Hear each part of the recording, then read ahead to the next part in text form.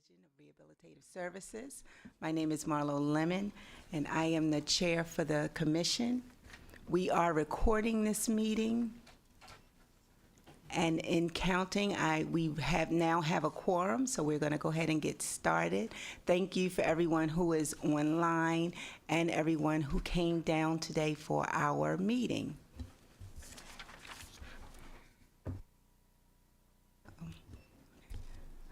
I just wanted to, again, thank everybody for being here. Hopefully you can hear me. Those of you that are online, please remember that you can use the chat. And do they have the capability to unmute yourselves? So at this time, you can unmute yourself if you have something to say and put it in the chat.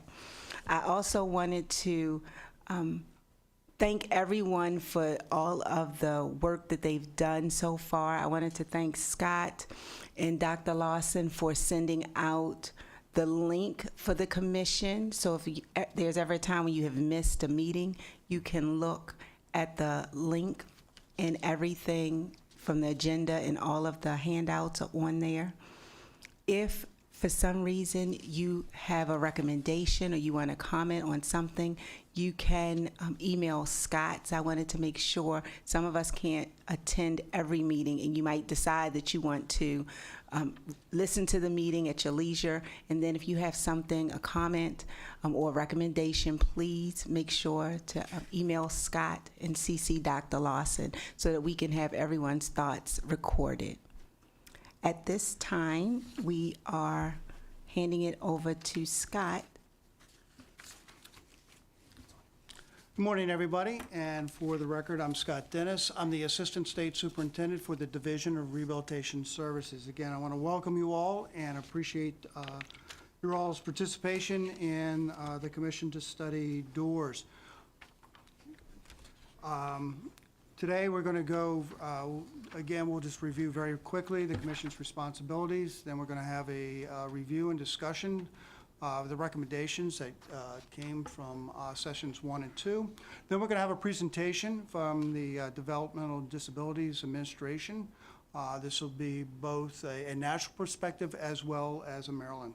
And then finally, we'll have discussions on topic number 5 of accountability and transparency. Again, we'll have outside presenters.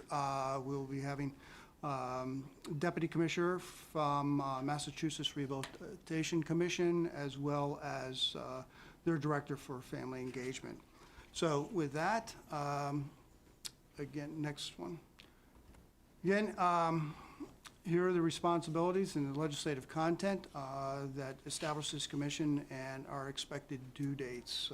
The interim report, December 15th, and the final report due March 15th of 2023. Okay, the 10 topics that we will need to cover. And again, we've already covered 4 of the 10 topics, and we'll be covering another 2 today. 2 topics for today, again, are methods for improving relationships and communication between transitioning professionals working at the Division of Rehabilitation Services and the Developmental Disability Administration, and methods for improving accountability and transparency of the Division of Rehabilitation Services programs and services. Okay, we're going to get to our next, some of the recommendations that we received thus far. Again, what we want is to get as many recommendations that we can, and so forth. So the first one that we will take a look at, next. Again, we talked about order selection. This one we will have a little bit of a discussion because the topic area that this fell under was eligibility criteria and where the eligibility criteria needed to be changed. And again, and we'll get to it here in just a minute, the eligibility criteria is set in statute. So we'll need to kind of think about how we want to proceed with this particular topic. And I've got some suggestions and would like to see how the commission wants to proceed on that. Obviously, for the order selection itself, There is, Maryland's criteria places individuals into three categories: most significant, significant, and non-severe. All right, so the topic is, should the eligibility criteria for the Division of Rehabilitation Services programs be altered? Okay. Again, as I just finished saying, that was the legislative mandate, was to take a look at the criteria for eligibility. Eligibility criteria, the state does not have the authority to change federal law. The criteria is established in federal law.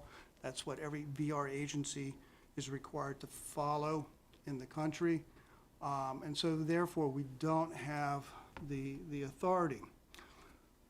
However, part of this in, that we've kind of felt was, the issue really kind of looked at the wait list, because that's really the most visible piece of the eligibility process. Because the federal law stipulates that if we can't serve all individuals in the state of Maryland who have a disability, then the state is required to set up a order of selection on how they deem they plan to serve individuals with disabilities. And hence, that's the reason why there's the three criteria that we use here in the state of Maryland, and some of the underlying reasons for why order selection is in place. I'm going to make a recommendation, and I'll like to get some feedback from the commission members, is that we move the wait list to its own topic area under number 10, because that allows, it's sort of a catch-all that allows the commission to look at other areas that they deem important. And so we did have a lot of discussion about the wait list. So I'm going to make a recommendation that if the commission is willing to accept it, we move that and have a separate section. That way we don't confuse eligibility with the order selection and wait list.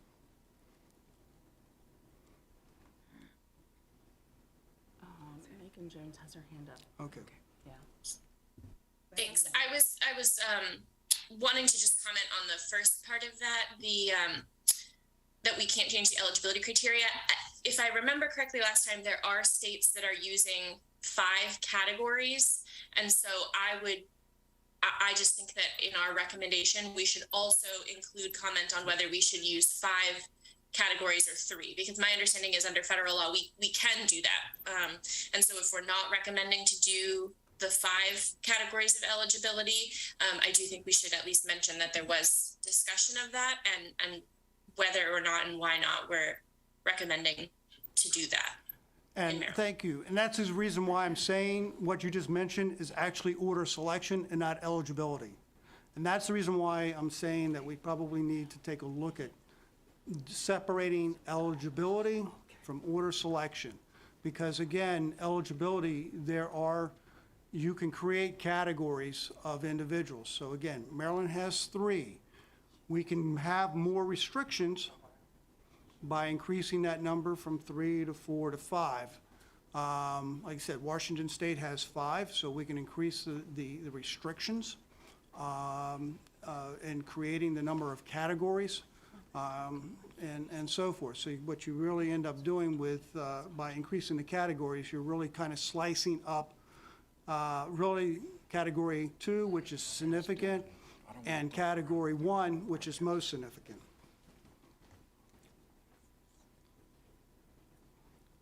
There's another question. Okay. Scott. Yeah. We have another comment. It says, I've spent time on the DORS site and was unable to locate the mission and vision of the agency. If they exist, raising visibility might be in order. If they don't exist, I believe this should be included under other recommendation. I will admit that I may simply be overlooking both the mission and vision. Yeah, they do both exist. I can't tell you right here and now where they're on the webpage, but I will find out by the end of this meeting for you. Could I I request that when that discussion comes up about the 5 categories, if you're able to provide any data about what, if we were to move from 3 categories of eligibility to 5 categories, what the numbers, potential category, and so forth, just some additional detail that might help us to take a look at what the impact might be if you have that data available. Yeah, I mean, we'd have to sit down and kind of take, not that we would have that data. I mean, I'm just going to be honest with you, because since we don't separate out like that, it becomes a little bit harder to figure out who would fall in which category. We can clearly segregate out how it's currently how people are segregated into category 1 and 2 and 3, if we have those. And maybe knowing what data you capture about your wait list might be helpful as well, because maybe we can make recommendations about what additional data would be helpful for you to be capturing about your wait list for future consideration. Sure. So the wait list is kind of the term for the bigger issue for this whole commission in my mind. It's what are the resources and staffing necessary to ensure that individuals with disabilities of at least the first 2 categories of the 3, the most significant and significant, get the services that they need. So to me, that's the point. The reason I'm here this morning on this commission is I want to know what resources, including, staffing, budget, training, would be needed to ensure that human beings in the state of Maryland with both the most significant disabilities and significant disabilities, these categories are so incredibly subjective, meaning I can go to one neuropsychologist who would say, yes, this person has the most significant disabilities, and go to another professional who would say, well, yeah, it's significant, but I don't think it's the most significant.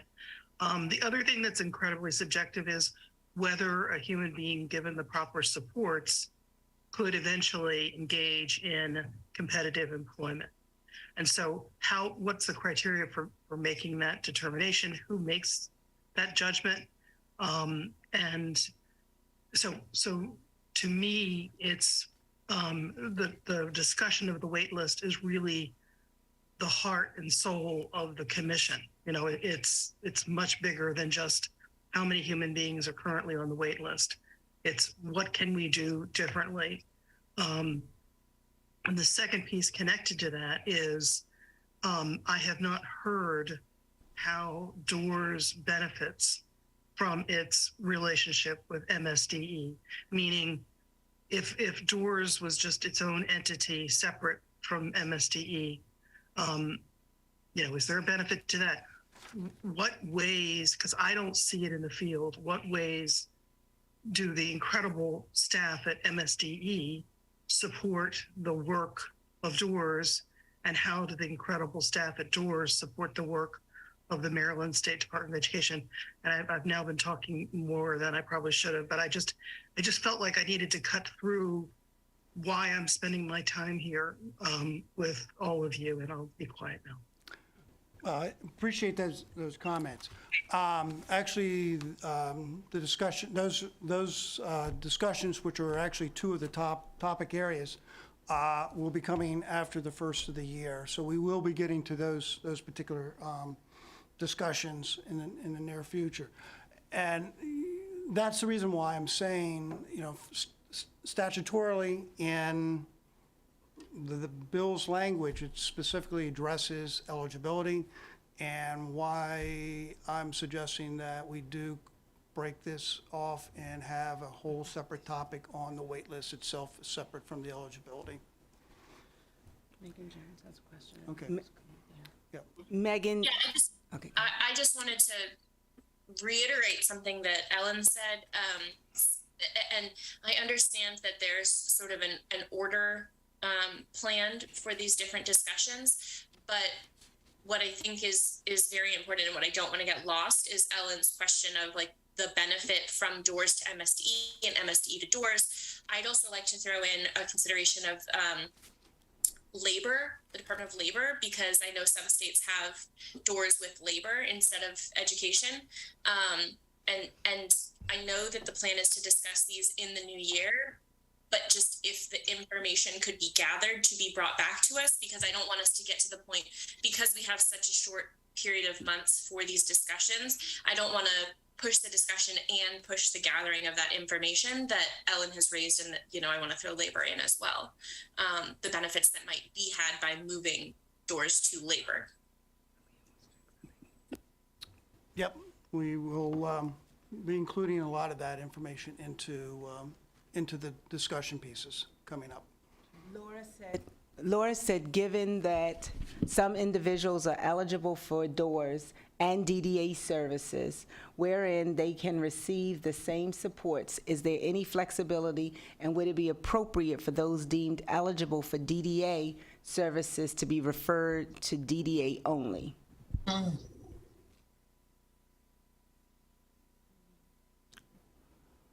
Well, while they may be deemed eligible for similar type of services, let me just take job coaching. If somebody's employed and they're receiving job coaching supports from us, there's a fine line. There has to be a specific red line that DORS will provide services up to this point, and then once we reach that point, then DDA services then pick up. Lillian? Yes, I don't want to belabor the point that Megan and Ellen have raised, and I guess that's exactly what I'm doing here. But when I hear Scott say that those will be taken up in the new year, so then that takes me to the report. So when I hear that the draft report is due in December, I don't think of that as being a partial report. I think of that as being a full report that is likely to need revisions as our work and our conversations continue.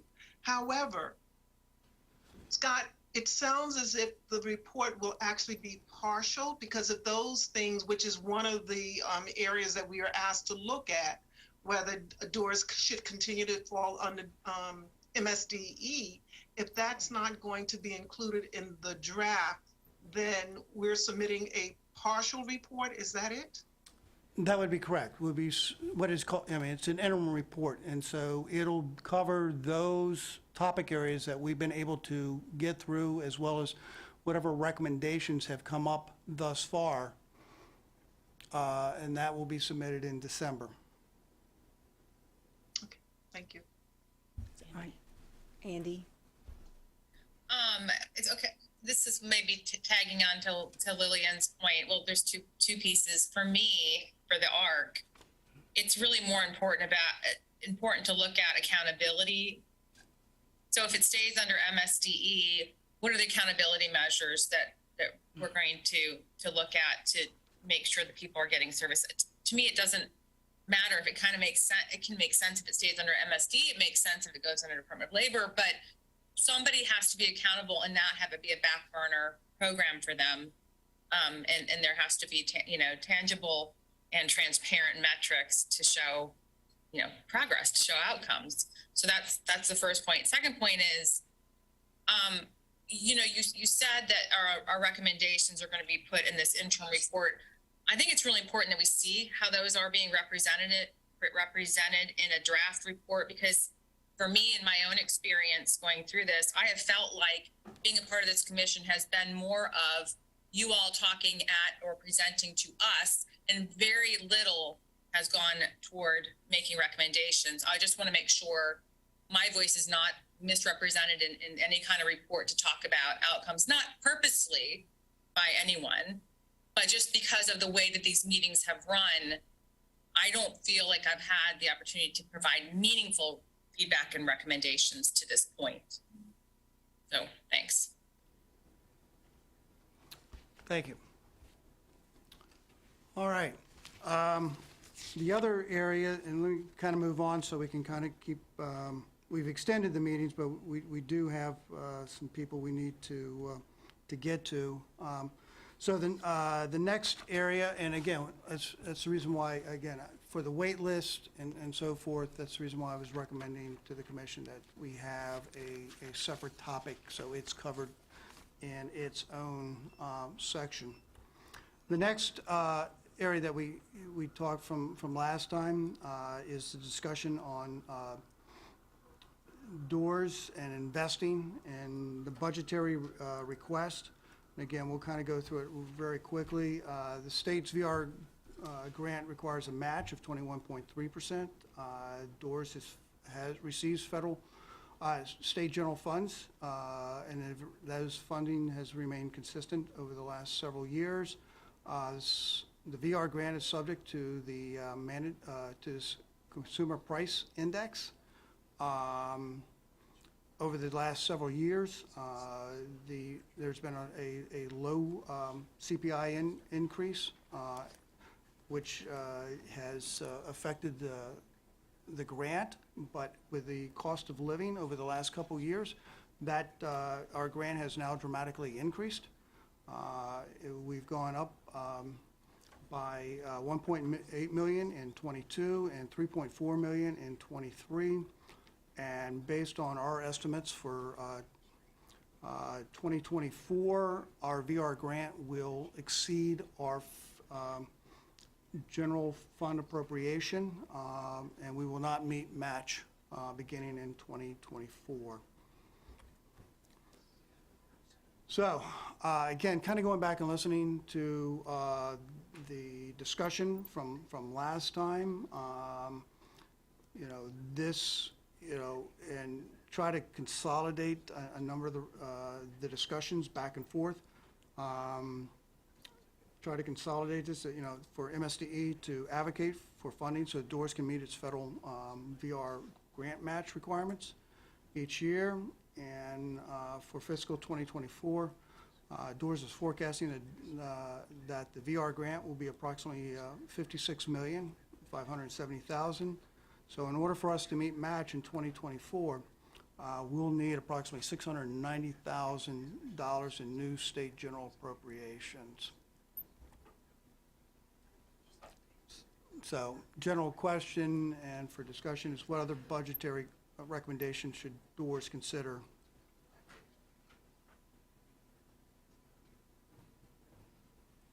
So, Hey. sorry, go ahead. I think that the budget piece is the most time sensitive with the legislature coming up. So it seems to me like this is where we should have some more focus on the recommendation so that can be moving forward. As part of that recommendation, I don't think that we should just be focused on the 690,000 when we're communicating that, right? Because that's a drop in the bucket compared to what you're going to need subsequent years. So I'd like to see a recommendation that frames out what the anticipated dollar amounts are just to be breaking even, that is able to move forward and be shared with the legislature, the incoming administration, and so forth, to get that on the radar screen sooner rather than later. I think that some of these other things, well, are important, and we can continue to discuss them, but I feel like, part of the push probably for that December 15th deadline, in addition to the legislative requirement, is that, we got to get this money stuff up, out, elevated, and move forward, because that's beyond our control, and at least get that here out for folks to publicize. So that's my thought about that. Okay. Rachel, and then Andy. Thank you. You're welcome. I have two questions and a recommendation, I think. So does our state statute say anything about funding requirements by the state currently? Okay. And the second question is, it is always 21.3% is the required amount? Correct. Okay. So my recommendation would be then to amend a statute and put in that funding requirement of 21.3% in state general funds.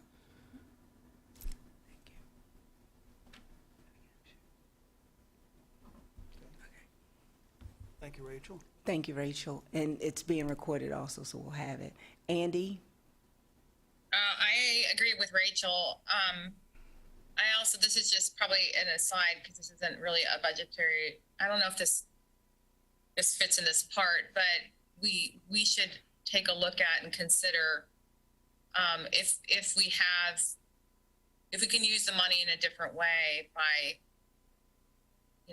eliminating the Workforce Training Center and putting all those training opportunities in and of the community, providing workforce training in other ways and what other states are doing, because we might find we have enough money if we don't centralize it that way, and it'll be more accessible and more practical for people to access. Thank you, Megan. Yeah, I wanted to add, in addition to what Andy said about looking at other opportunities to use the money that we have, or to alternatives to what we're doing right now, I wanted to add, my understanding is that we have given money back to DORS.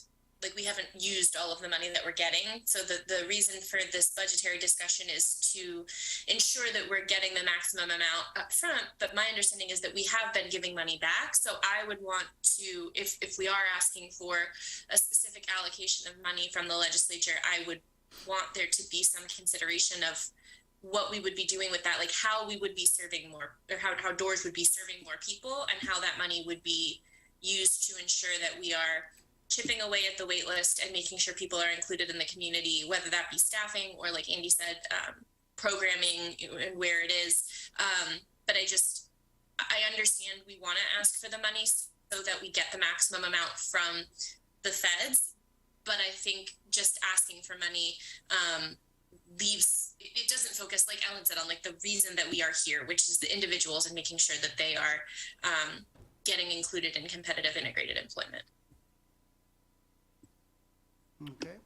Yeah, my problem in answering the question about what other budgetary recommendations should be considered is that I don't know from DORS what they think the cost would be to fully serve everybody on the waiting list in the most significant categories. So I'm blind in terms of answering that question. And I think we should ask for what we think DORS needs to be effectively addressing the needs of all Marylanders who have the most significant disabilities and need their services. So I'm happy to ask for more, but I'm pulling those numbers, out of the air, other than that one that's the one needed for the match.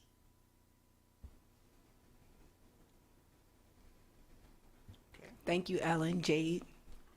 Yeah, I mean, I guess thinking beyond sort of what we need to just break even, I'd like there to be funding that's available to invest in innovative models that are, that we collect data, evidence around. I know other states have competitive pools of funding that are available and so forth to develop programmatic. So I'd love to be able to see some resources that could be invested in development of new models that encourage some innovation, that capture data, so that we can then be directing the resources into programming that has data that supports, the outcomes, and that explores innovation, right? Because this is a constantly changing field, and I do think that we need some space and some resources to be able to invest in some innovative strategies and approaches that we may not have even thought of yet. Okay.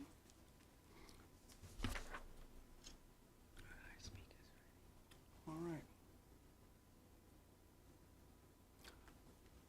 Appreciate that input, and we'll be pulling some of this information and for subsequent meetings, so we can provide that information to the commission for their consideration. At this time, I do want to move on to our topic today. We have a couple presenters to talk about topic 2, which is how can the Developmental Administration, Disabilities Administration and the Division of Rehabilitation Services improve their working relationship. And we're fortunate enough today to have John Butterworth with us, who is a national presenter and does work not only with Maryland, but also a number of other state agencies, DD agencies. So, John? Okay, thank you. I'm going to throw up some slides if that's okay. Yes. Please go ahead, John. Thank you very much. People on the call, when John, as he's putting up his slides, were you all able to hear? I can't, when other people talk, it's really hard to hear for me, but I can hear John, I can hear the presenter okay. It's just when other people in the room talk, it's hard for me to hear. I don't know if anybody else is experiencing that. Thank you, Andy. So I just wanted to clarify, it's when people are speaking that's live, that's here, that you're having a hard time hearing. Correct. Okay, Yes, thank correct. you. And then we don't know, like, Rachel asked a question, somebody answered it. I didn't hear their answer. And I could tell it was Rachel just because I know Rachel's voice. Okay, thank you. And I don't know if Scott commented on it. Okay.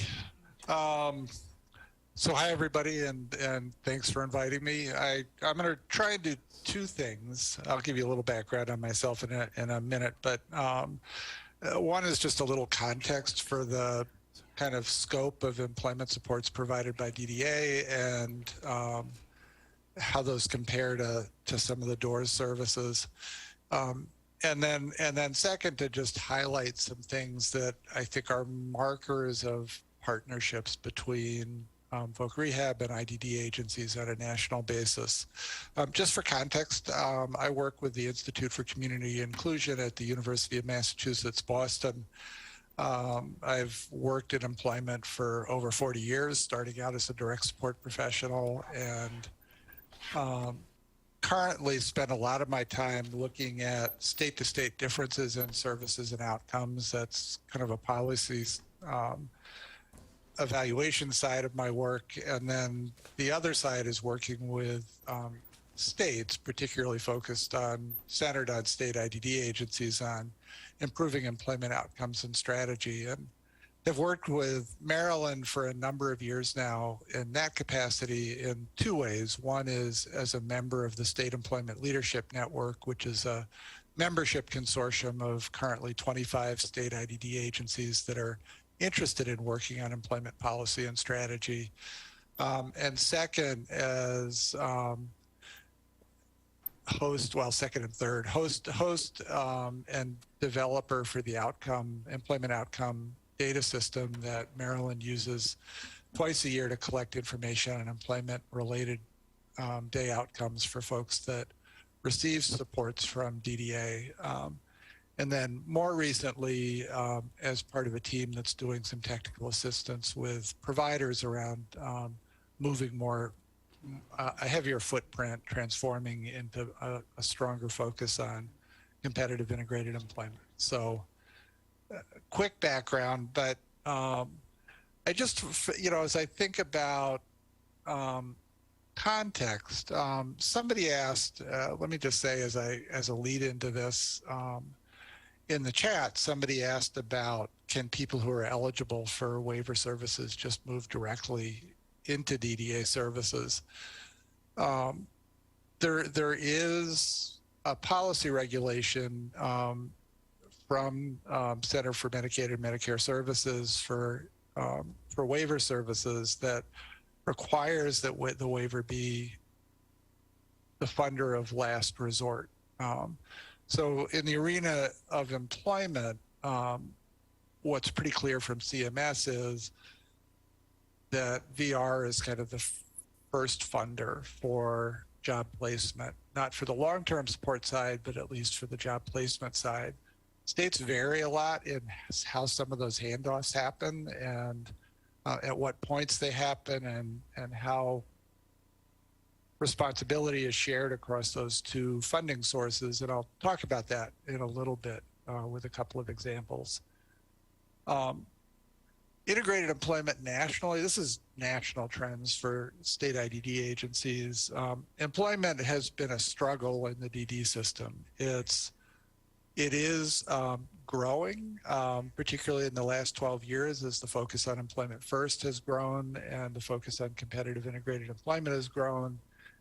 And if you're kind of tied into CMS policy, the focus on the settings rule is pushing states to be more focused on people being really fully embedded in their community. Of course, that facility-based work line for Maryland doesn't exist, at least in a traditional sense at this point. You guys are one of 10 states that doesn't have anyone receiving subminimum wage because of your legislation. You don't have any subminimum wage certificates still in place, and while there are still some large group employment situations, traditional sheltered workshops have play a very limited role in your state.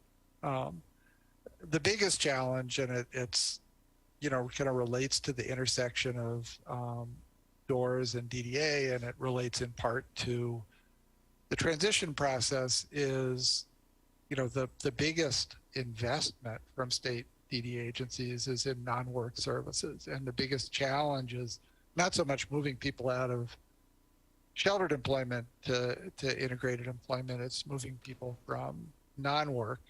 And people who are not working are overwhelmingly clear that they want to work. There's national data that suggests that 50% of people who are not currently working in the community want to work in the community, and we're not doing a very good job of creating those pathways.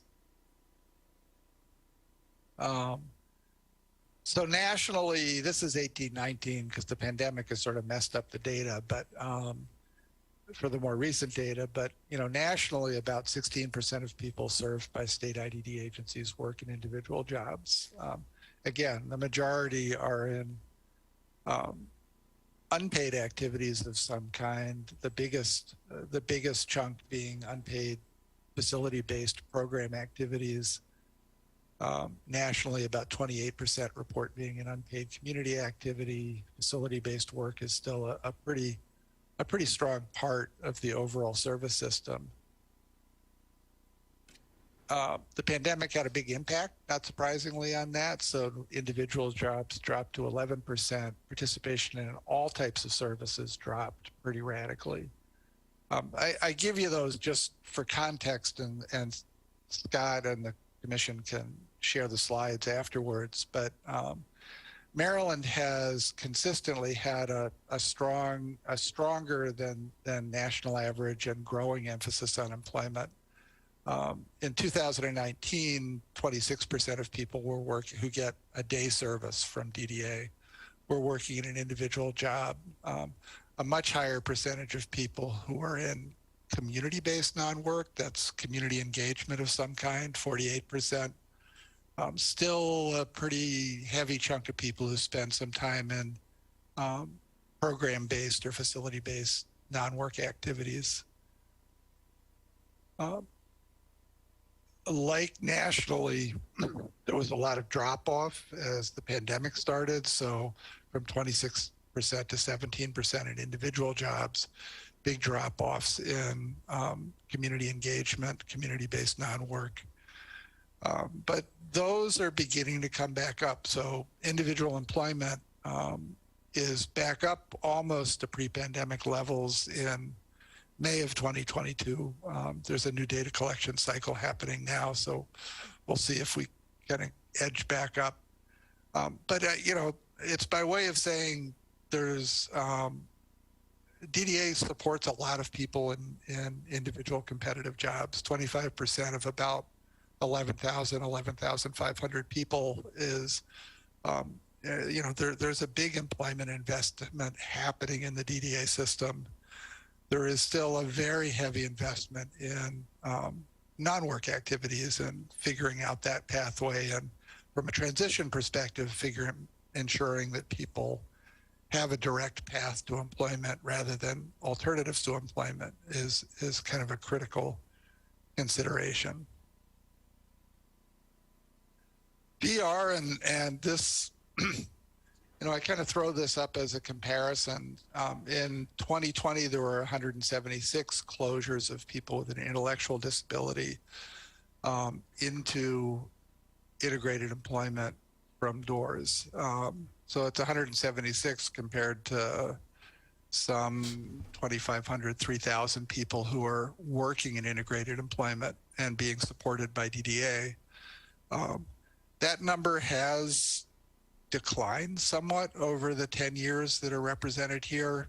These data don't quite get us into the pandemic yet, but has declined a little bit, and a little more than the red line is the national line, about 15,000, a little under 15,000 people entered integrated employment with VR support who had an intellectual disability in 2020. And lastly, and this kind of speaks to the collaboration theme here, one of the data points that we tend to look at is to what extent do the state VR agencies engage with people with intellectual disabilities? And we use intellectual disability rather than the broader developmental disability category, just because that's a little harder to tease out of national VR data. The national average is about 9.9% of the caseload. 9.9% of closures in any given year are people with an intellectual disability. Maryland's closer to 12%. So you guys are engaged with, relatively a higher percentage of people as a percent of your caseload than the national average. That's a good thing, I think. So partnership markers, and this is some of the stuff that we had been asked to address, and I think Stephanie will be addressing as well. When I think about things that mark effective partnerships between DD and VR, whether it's transition or outside of the transition age range, partly it's a clear process flow if people aren't really clear. And I'm going to show you a couple of examples of this one that also speak to some of the other points in a minute. Clear process flow is a key part of that. Do people know what their roles are? Do people often start in the DDA system and are getting a referral to DORS? Do the DDA folks stay engaged? Is there a partnership between the counselor and the DDA support coordinator in making sure that the employment process is smooth? Is it clear when the handoff back to DDA comes once somebody's stable in their employment, and how that gets initiated and how funding gets allocated? On a more systems level, I would say define regular points of contact. Are there people who are responsible for the relationship between those two agencies? Do they connect regularly? Do they have clear roles in that connection? Are they doing things like reviewing exits from the school system and what kind of opportunities those people are having and the extent to which people are referred to one or the other agency or both? States, I think, that do a better job of partnership have also done things like coordinate rates. So Virginia is an example of a state that has established rates for employment supports that are the same in their DD system and their voc rehab system. So from a provider and a resource allocation point of view, there's no benefit to being in one place or the other. The two work together pretty seamlessly because their rate structures and funding structures are coordinated. Similarly, shared provider qualifications, and this speaks, some of these are things that are bigger issues in some other states, but shared provider qualifications speaks to some extent to both are you setting the same standards between the two agencies for people who are providing employment supports, but also sometimes speaks to the issue of how easy it is to become a provider in one system or the other. And there are some states, it's not my sense that this is true in Maryland, there are some states where it's much more difficult to become a VR provider. Very few DD focused providers are also VR providers. That kind of restricts and makes more complicated the employment pathway for people with intellectual and developmental disabilities. Shared transition planning, there are a lot of states, Washington's a good example, that have really strong local or regional transition councils that coordinate and think about the path for people as they're exiting school, ensure that the right connections get made for folks, that they get an opportunity to experience the full array of support options as they're coming out of the school system. And I would say also your neighbor Delaware is a good example of really strong transition planning that starts early and has a systematic process and clear handoffs between funding streams as people move from school to adult life that start well before the actual exit from the school system.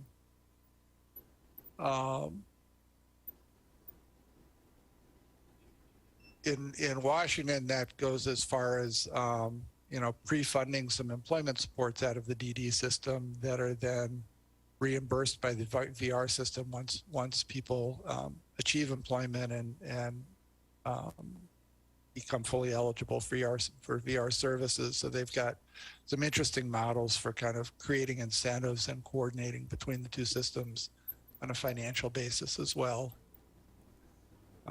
Data sharing, can be as simple as just getting together on a regional basis and talking through the list, but making sure that there's an awareness of who's engaged in both systems, and that helps facilitate the coordination. Kind of going back to clear process flow, data sharing is really sort of a systems level issue.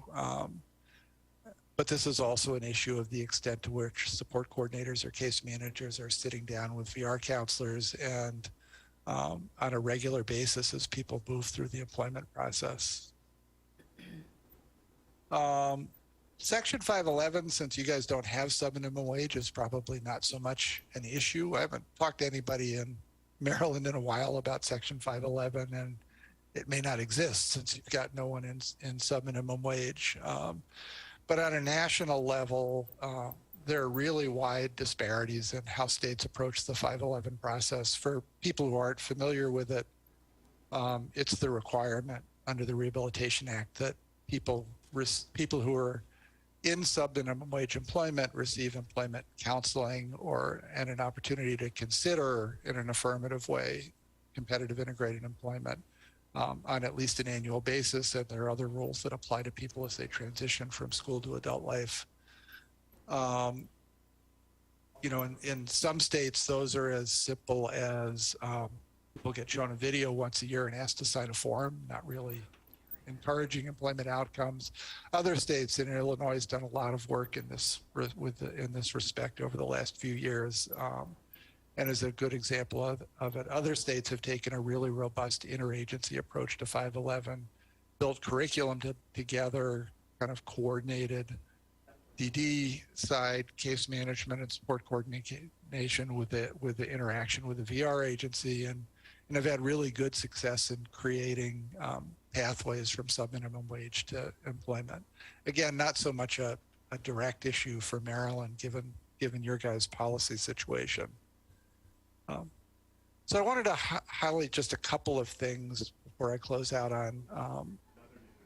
on clear pathways and kind of workflows as they relate to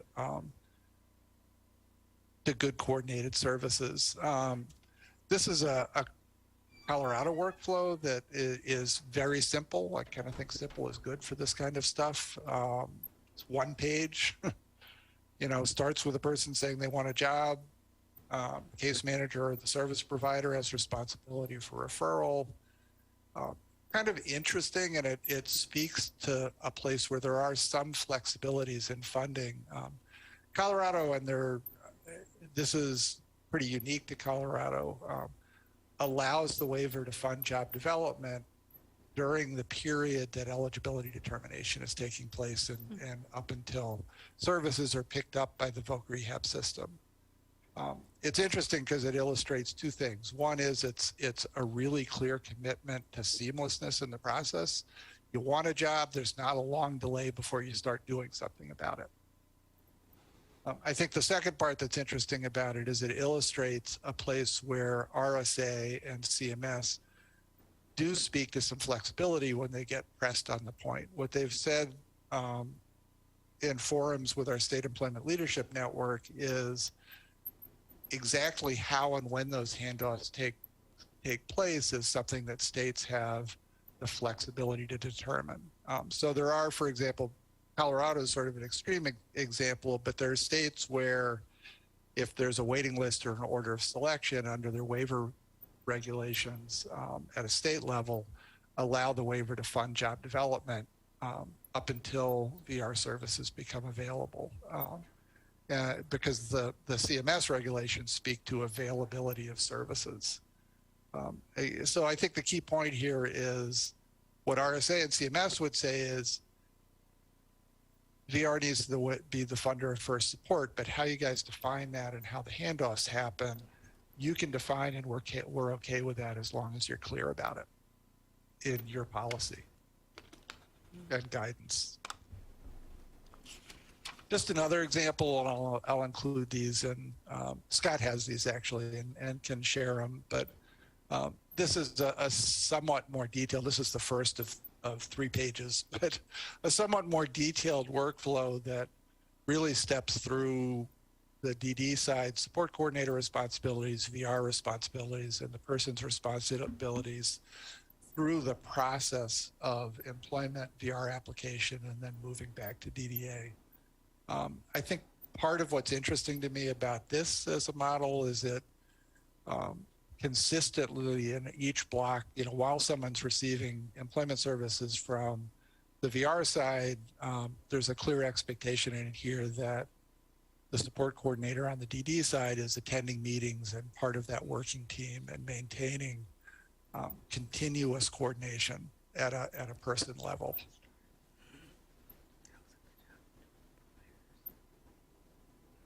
Finally, and this kind of goes back to the flexibilities point, states vary, but I think the question is, do states have a clear understanding of how it happens? Support for discovery and career planning and who funds that varies some from state to state. What's critical is that there be a workflow and it's understood. So in some states, VR funds the discovery process. In some states, that's primarily funded on the waiver side. Not so much important which it is, as long as it's clear who can do it and who has responsibility for it and how that is coordinated through an employment process. I talked a little bit about variations in when and how DD can support job development. Again, point of transition back to DD funding and services for ongoing supports. There's some flexibility there. What's important is that the workflow be clear. At what point do you consider someone stable, and does the funding transition back from VR to DD for ongoing supports? And CMS and RSA have signaled flexibility about that, but they expect there to be kind of an established understanding and guidance. And I do have I do need to transition off at about 11. I would love to answer a couple of questions before I have to do that. We ended up kind of going a little too closer to the end of my time than I'd expected. You guys had some good conversation at the beginning. I had put some questions in the chat box. Are you able to read them? Yeah, let me I don't have it open right now, but let me get it open.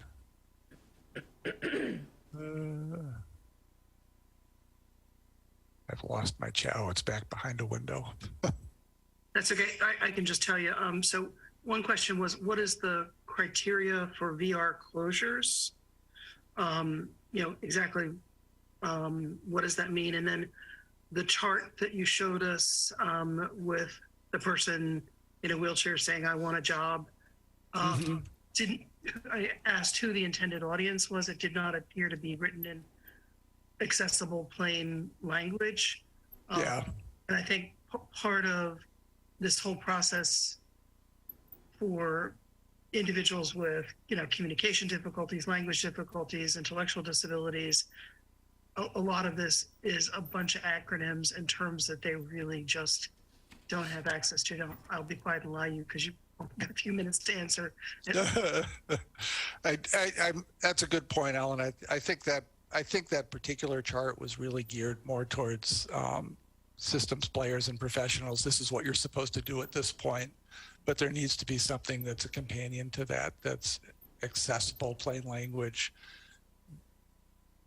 One of the challenges of the way that the employment process works and the intersection between waiver services and VR services is that you're like throwing people into a whole new system, and just that by itself is complicated and confusing and frustrating for many people. It creates delays, which is partly why that Colorado rule that allows you to move straight into job development without waiting for the eligibility process is kind of interesting. But yeah, that's a good point. Criteria for closures varies from state to state. I mean, that's a question I'd probably ask Scott to respond to, partly in terms of how Maryland defines that. It kind of goes back to CMS and RSA. I mean, there are guidelines in RSA, but essentially at what point is the person stable? And stable means different things for different people. For some people, that means they no longer get workplace support. Other people may have some level of workplace support for an extended period of time, and stable may look very different for them. But I don't think it serves people particularly to kind of hold off on closure. I mean, sometimes there's well, let's drag out closure as long as we can. You know, I think once a person's stable, they're at a level of support that is expected to kind of continue for a long time. That's a reasonable place to say, this is stability. This is a point at which it's reasonable to transition back to principally DDA funding. Well, it relates back to Andy's earlier question about, what is the criteria for success? How do you measure? Right. And is VR closure considered to be a measure of success? And thus, it's a really important measure to understand when somebody does, says this person's stable, doesn't need any more support. Yeah. Yep. Yeah, Ellen, this is Jody Boone. I don't know if you can see me on the video, but I just wanted to address that a little bit more. So basically the criteria in Maryland, and like John said, this is in the regulations as well, but once the individual has received all of the agreed upon services on the individualized plan for employment, once they have competitive integrated employment to the best of their abilities, so that might be 10 hours a week for someone, it might be 40 hours a week for someone else. So once they've achieved that, and then they've achieved a level of stability where they either have ongoing supports through DDA or BHA, they don't need ongoing supports, they have natural supports, or if they're youth between 18 and 25, they may have youth extended services through DORS. And that's available in all VR programs throughout the country. But that basically, it's a very individualized decision. It's not, oh, you've reached 90 days of employment and now your case is closed. So individuals have to be in a stable place in their employment for at least 90 days before they're closed. And a lot of times we go beyond that 90 days because the stability is just not there. So we work with them or with their, DDA partners or BHA partners to make sure that the individual achieves that stability in their employment. Thanks, Jody. Mm-hmm. Jay, everybody's that's here. If you could please speak up so that everyone on the call can hear you. So thank you, John. Always really appreciative of your knowledge and work. What's interesting is that some of the things that you cite are things that, in fact, at various points in time we've worked on in Maryland, and for various reasons, they never came to fruition. We've had significant turnover amongst some of our partner agencies and so forth. So I think it just highlights the need to continue to do that interagency coordination collaboration work. We do have a state agency transition collaborative that works on some of this stuff. But also the challenges of, we mapped out a flow of services because I believe that you guys have a BHA process that really lays it out nicely. We spent a lot of time. I mean, I still have the files, that I can pull back up. I'm not going to throw agencies under the bus. It wasn't DORS. It went off and went into a black hole, never to be seen again. And so I think that it just highlights the need for, external technical assistance, and to ensure that some of these really critical things that don't seem so critical really do get focused and get mapped out and laid out in a way that everyone can see and understand what the process is. And I love visual flows and so forth. That's a one page. I remember being so impressed with the model that you guys had developed with BHA, right? It was really clear who did what when, and who was responsible for what and so forth. And I think that you guys have enjoyed some really good success because of that process with BHA in terms of employment outcomes. And so I'm hopeful, because I know we have new staff in place and so forth, that we can really develop a similar approach model with DDA that really lays that out, because there have been issues sometimes with providers not understanding that DORS is not responsible for putting an individual on a path to employment. And I think that they thought that, we take them to DORS and DORS will convince them to work. And that is not DORS's responsibility. And as we've already discussed, they don't have the bandwidth for that. So we need to be ensuring that the folks that are showing up at DORS aren't going to sit there and say in the first meeting, well, yeah, I'm afraid I might lose my benefits, so I'm not certain about this. Because what happens then is they consume resources and time because they weren't ready to really move forward on a path to employment. And so we need to ensure that everybody who DORS is taking into service has had their fears, concerns addressed for the most part, so that they are ready to work and they don't come up with barriers, and that they're not being pushed into it reluctantly is the other thing, because then DORS ends up spending a lot of time and resources on individuals who, for whatever reason, don't really want to work, and that takes away from those individuals who are on the wait list who do want to work. So I just want to acknowledge that and thank John again for his presentation. I always am so grateful for his knowledge and work. Yeah. Thanks.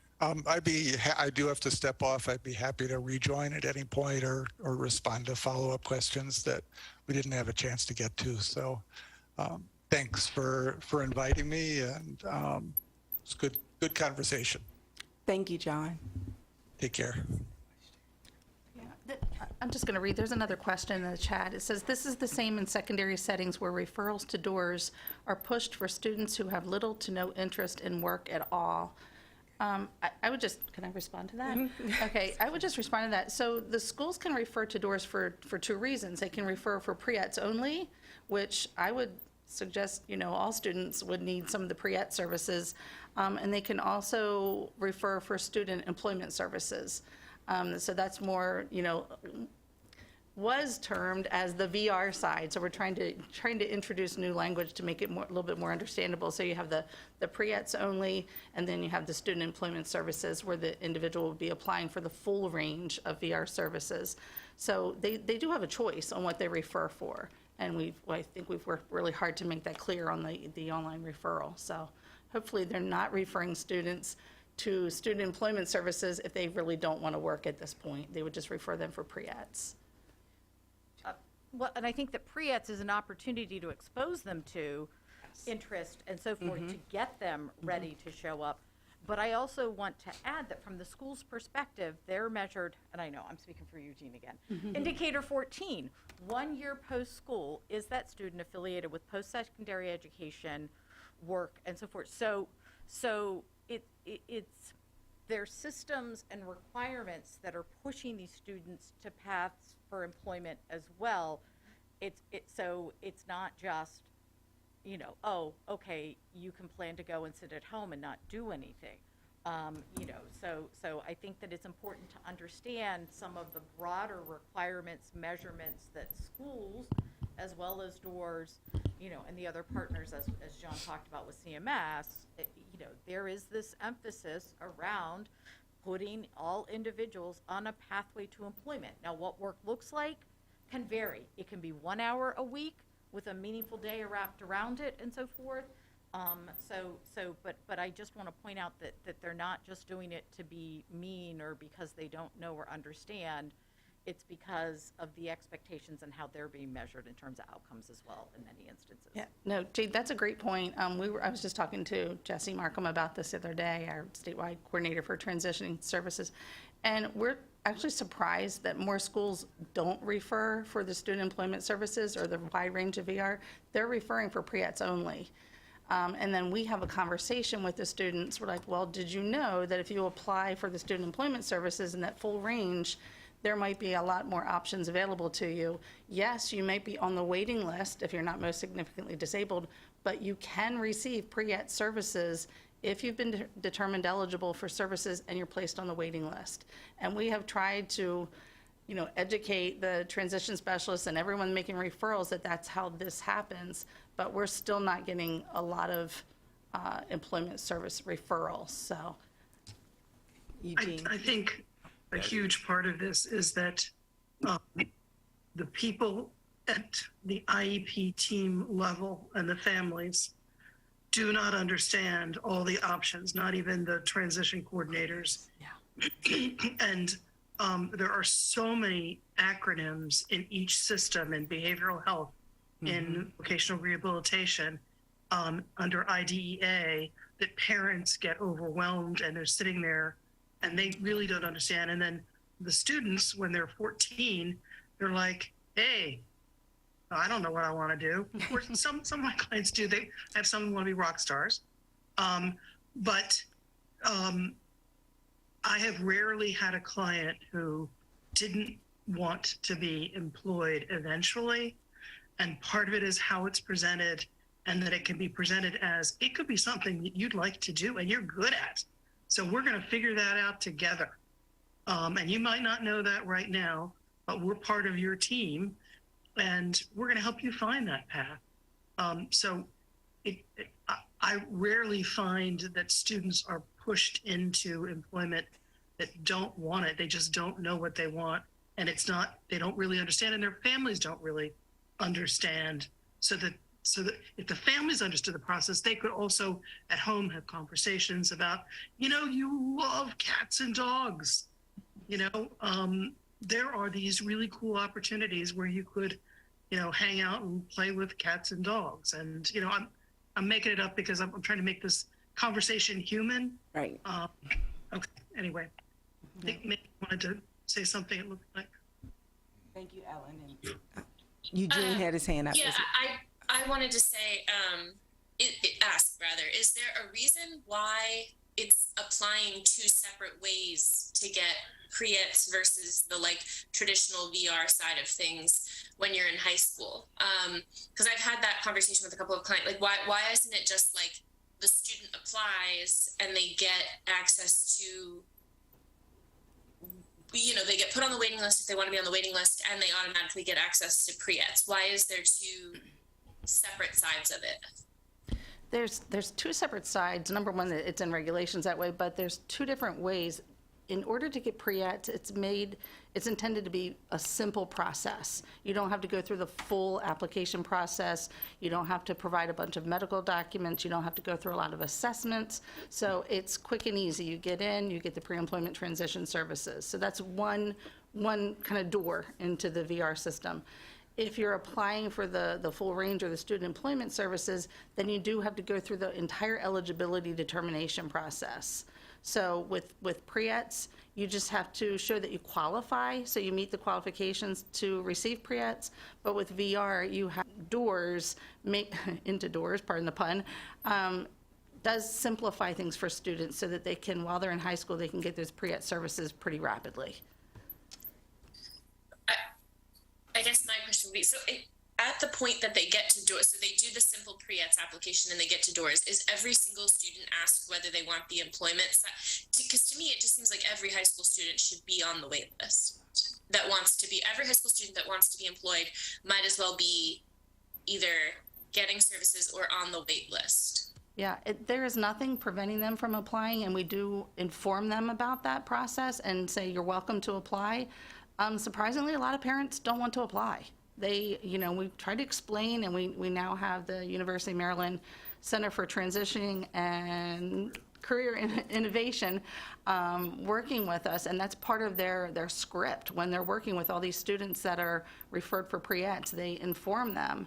And then if they're interested, then the DORS counselor takes it from there. But yeah, there are some students and some families that don't want to apply for the full range of services. I know, coming from a special educator perspective, where I'm in the schools, I'm holding IEP meetings, I am the case manager for these transition age students. Our Maryland online IEP system has a transition agency page, and we're expected to talk about this with the families. And so we always bring up pre-eds. It's something that's required for all of transition age students when they reach 14 years of age. And there's like boxes that you push, is VR anticipated in their transition plan? You talk about that when they turn 14.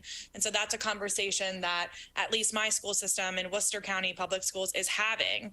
And just like, I'm not sure who had said it, but a lot of parents aren't yet ready for that. And so it is based on parental consent. But we have to have that conversation annually. And so if that conversation isn't being had at every annual IEP meeting, I could see where there could be, some discrepancies of families not knowing what's available. Thank you, Sarah. And I think Eugene was going to speak to that.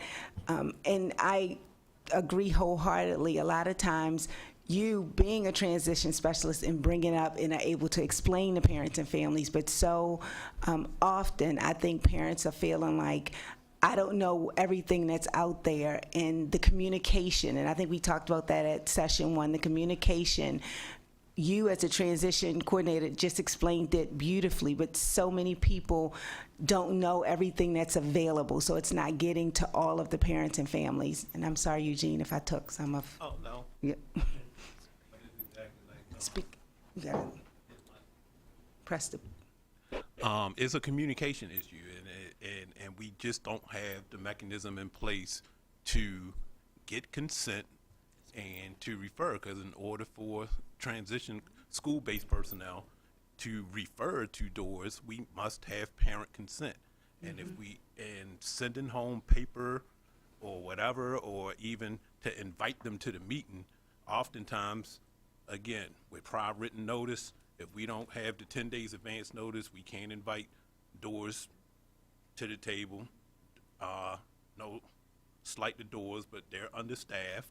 The chances of a DORS counselor actually showing up to an IEP meeting are, unless the student is exiting and is in a special case, but we have to have a mechanism in order to get consent.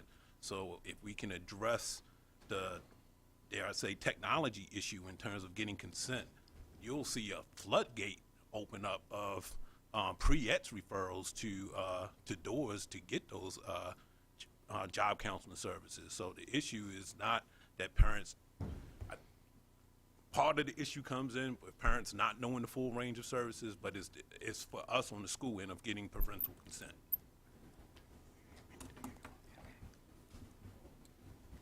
Definitely think she knows how this. Okay. All right. When I was on the Governor's Commission for Special Education Access and Equity, one of our main recommendations to the governor, and this was O'Malley at the time, was that there be a pre-IEP team meeting with family members, because it is so intimidating to walk into a room with all of these professionals that you don't understand what they're talking about. And what Eugene said about communication, I want to underscore. You want to find the person in the local school system. It doesn't have to be the transition coordinator. It can be the person with whom the family feels the most comfortable. But before walking into that team meeting, say, what are the things we're going to be talking about now that, Susie's 14, are what skills she would need to be able to have a job that she loves when she's an adult. And, what are some of your thoughts about that? And then let me tell you about they're going to use these words, and what they really mean, what DORS really means, is that these are services to help Susie figure out what kind of job she wants and what skills she needs to have to do that job. So to me, that would be one of the recommendations. And if anybody wants to pull up the old Governor's Commission on Special Education Access and Equity, we were really talking about, because there's so many families that do not have advocates or attorneys or anybody else explaining to them. And we want to make sure that DORS is accessible to everybody and it's communicated clearly, as Eugene said. Thank you. Thank you, Ellen. And Sarah also put in the chat, I definitely think it comes down to school systems being educated about how to have these discussions with parents and, more importantly, the students. All right, so we're going to move on. So we're going to do what is happening here in Maryland. So I'll turn it now over to our two presenters, Stephanie Jones, who is also a commission member and with the Developmental Disability Administration, and Tony Cobb-Cannon, who is with the Division of Rehabilitation Services. So, ladies. Thank you, Scott. Just wanted to make sure everyone can hear me. Can everyone hear me clearly? Thank you. Thank you for the introduction, Scott. So yes, Stephanie and I are charged with discussing the collaboration of DORS and DDA, and our objectives of today's discussion are to discuss individual agency practices, to review current collaborative efforts, and to discuss opportunities for improvement moving forward. DORS and DDA has a memorandum of understanding, also known as a MOU, and basically that is our agreement with one another. And included in that MOU are the definitions, specifically common definitions and specific definitions to each individual agency. We think that that's important to have in our MOU so that we understand each other's language as much as possible. In our MOU, we have the roles and responsibilities of each agency, the collaborative practices, including mutual referrals. So in other words, DORS can refer to a CRP, a DDA CRP, and vice versa, a DDA CRP can refer to DORS. Joint trainings, we agree we should have joint trainings periodically as relevant and necessary. And collaborative periodic review and renewal of the collaborative agreement. We try to renew it and review and renew it every 3 years. We're a little behind, but we're in the process of renewing it as we speak. And ultimately, the goal for DDA and DORS is to support improved employment outcomes for individuals with disabilities. And good afternoon. Can you hear me okay? Okay. Our current collaboration with DORS and our efforts is in the past, DORS and DDA worked together collaboratively to eliminate the subminimum wage. DDA and DORS provided information to families during that time, community and CRPs. They worked together to establish competitive integrative employment criteria. They've done joint trainings in the past, and we're going to do continue trainings on CIE with providers, CCS agencies, and families. We currently have a flow of how one from school to DDA services. We have a flow chart. We are currently updating it with the new service definitions and systems that are in place. Establish a funding path from DDA to DORS. DDA Employment Services to support the goal of CIE, and we've established specific services that will be supported by DDA to obtain CIE, and DORS Employment Services to support CIE. So we both have that in common. I'm going to talk a little bit about our approval for DDA providers, and then Tony will talk about how DORS approves providers. So DDA currently has 175 providers that provide employment services. We have more providers, but these specific ones have employment services in their contract. They are approved based on the business, the general and business agency provider requirements as noted in COMAR 10.22.20. They have to have 5 years of experience providing services, quality level of services. They must demonstrate the capability to provide or arrange for CDS. They must submit a program service plan that details the agency's service delivery model, a business plan, and quality assurance plan that has to be approved by DDA. They must have documentation that the vehicles used used in the provision of services are insured. All service locations must meet the federal home and community settings rule, and they must be accredited by the Commission of Accreditation Rehabilitation Facilities, CARF, or the Council of Quality and Leadership. As you can see, DDA does a pretty thorough job of approving providers. Likewise, CARF and BHA does a pretty thorough job of approving providers, and so therefore, DORS doesn't have to reinvent the wheel. If an agency is approved by DDA, BHA, or CARF, we can consider them for employment services, and they have to be approved by DDA, BHA, or CARF specifically for supported employment or employment services. So once we have the proof that they are approved, licensed, certified, or accredited by DDA, BHA, or CARF, we can move forward with the interview. The interview goes over service provision. So in other words, what services are you interested in providing? And is that in alignment with the services that DORS can fund and that DORS needs?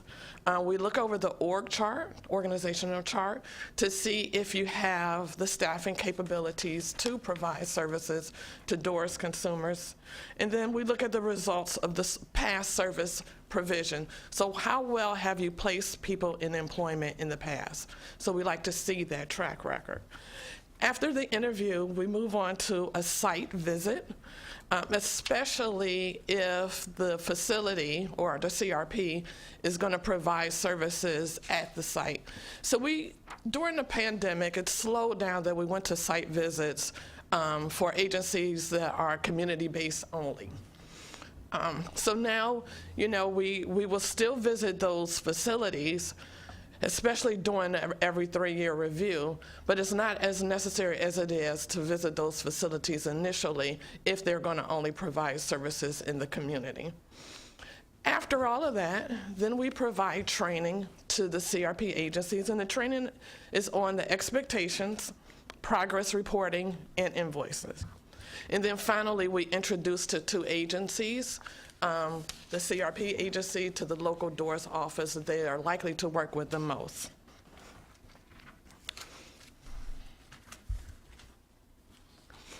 So DORS' initial approval of CRPs is again based on the capacity. What resources do they have? Do they have the space? Do they have the staff? And do they have the ability? And then during that initial approval, we're going to share what the fact that our services should be individualized. They should be tailored toward the individual, as opposed to some agencies have a set way of doing things, and I hate to say being a cookie cutter, but some of them are. They do everything the same way with every person that they receive referrals for. And so we want to make sure that they understand that our consumers have an individual plan of employment, and that the services provided to that individual should be based on their needs, their learning styles, whether they want on-site or off-site job coaching, et cetera. We also evaluate the CRP's facility to make sure that it is accessible per ADA, or Americans with Disability Act. And then finally, we review the staff credentials and their training to ensure that they are qualified to deliver the services that they are approved to provide. So the primary services that a CRP can provide initially are job development prep, job development, and job coaching. So I say primary because some CRPs raise their hand and say, I want to provide training, or I want to provide career assessment services. Well, DORS requires that you provide the primary services first.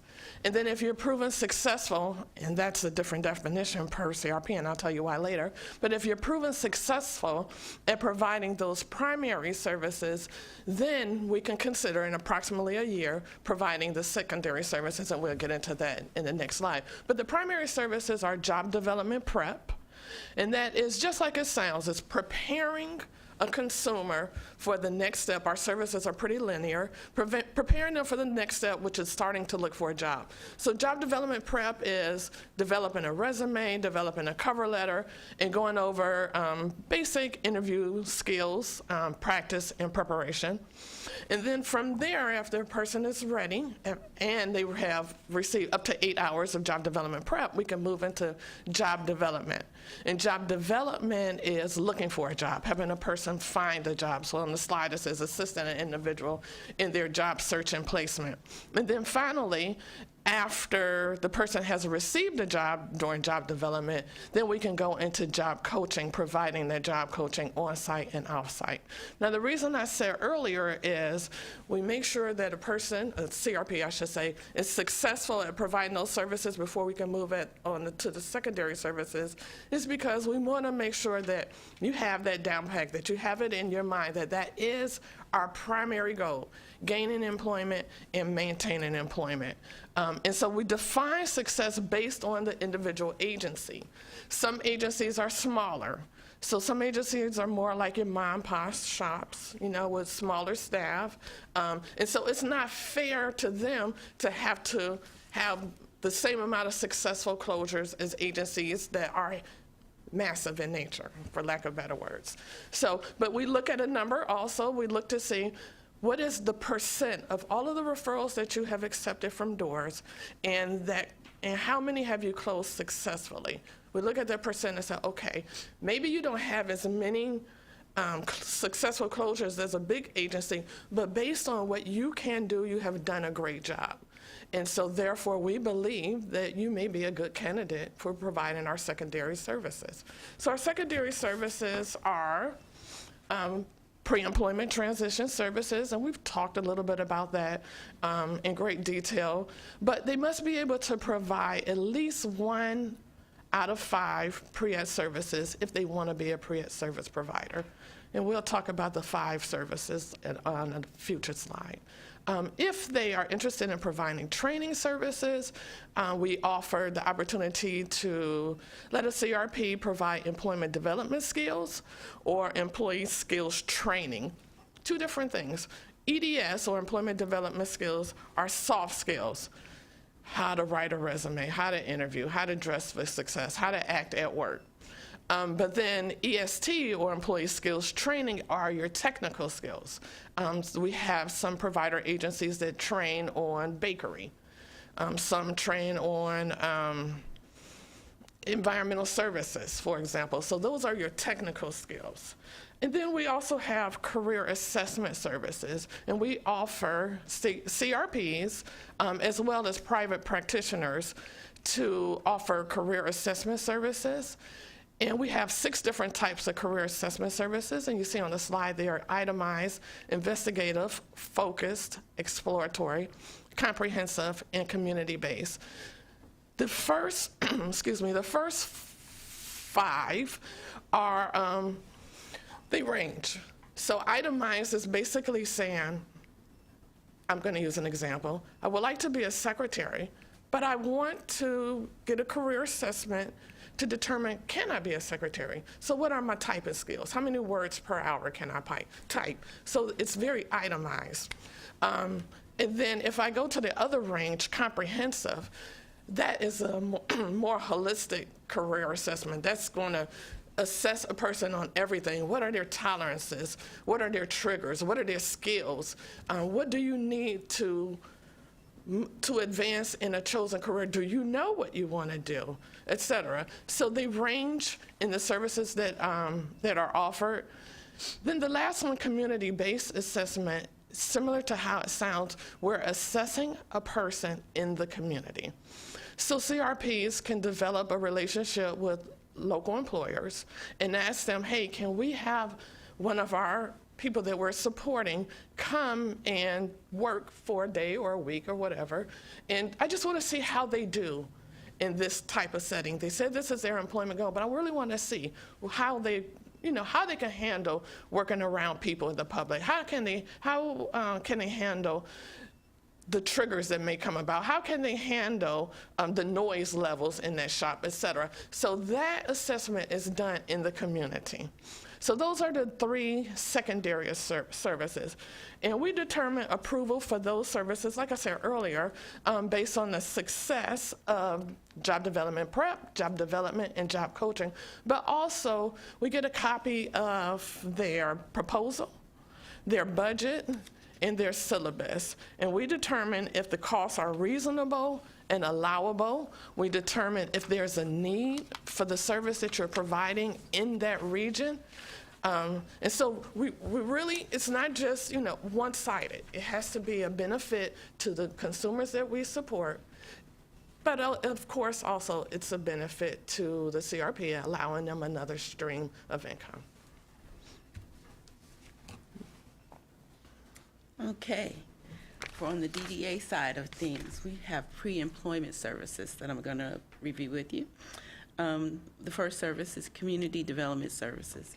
This is a community-based service to help people develop and maintain skills related to community membership through engagement of community-based activities with people without disabilities. So kind of integrate people into the community. Rehabilitation, which is a facility or community-based service to provide training of skills in the areas of activities of daily living, vocation, and socialization. We have career exploration. This is a time-limited service, and it's to help people work towards competitive integrated employment skills. Supported employment is also community-based support to help persons to obtain and maintain competitive integrated employment. I want to kind of stop for a second and tell the difference. Supported employment is a legacy service. That is a service within our PCIS2 billing system, and career exploration would be one of our new services that was developed, which is in the LTSS system. Maryland system.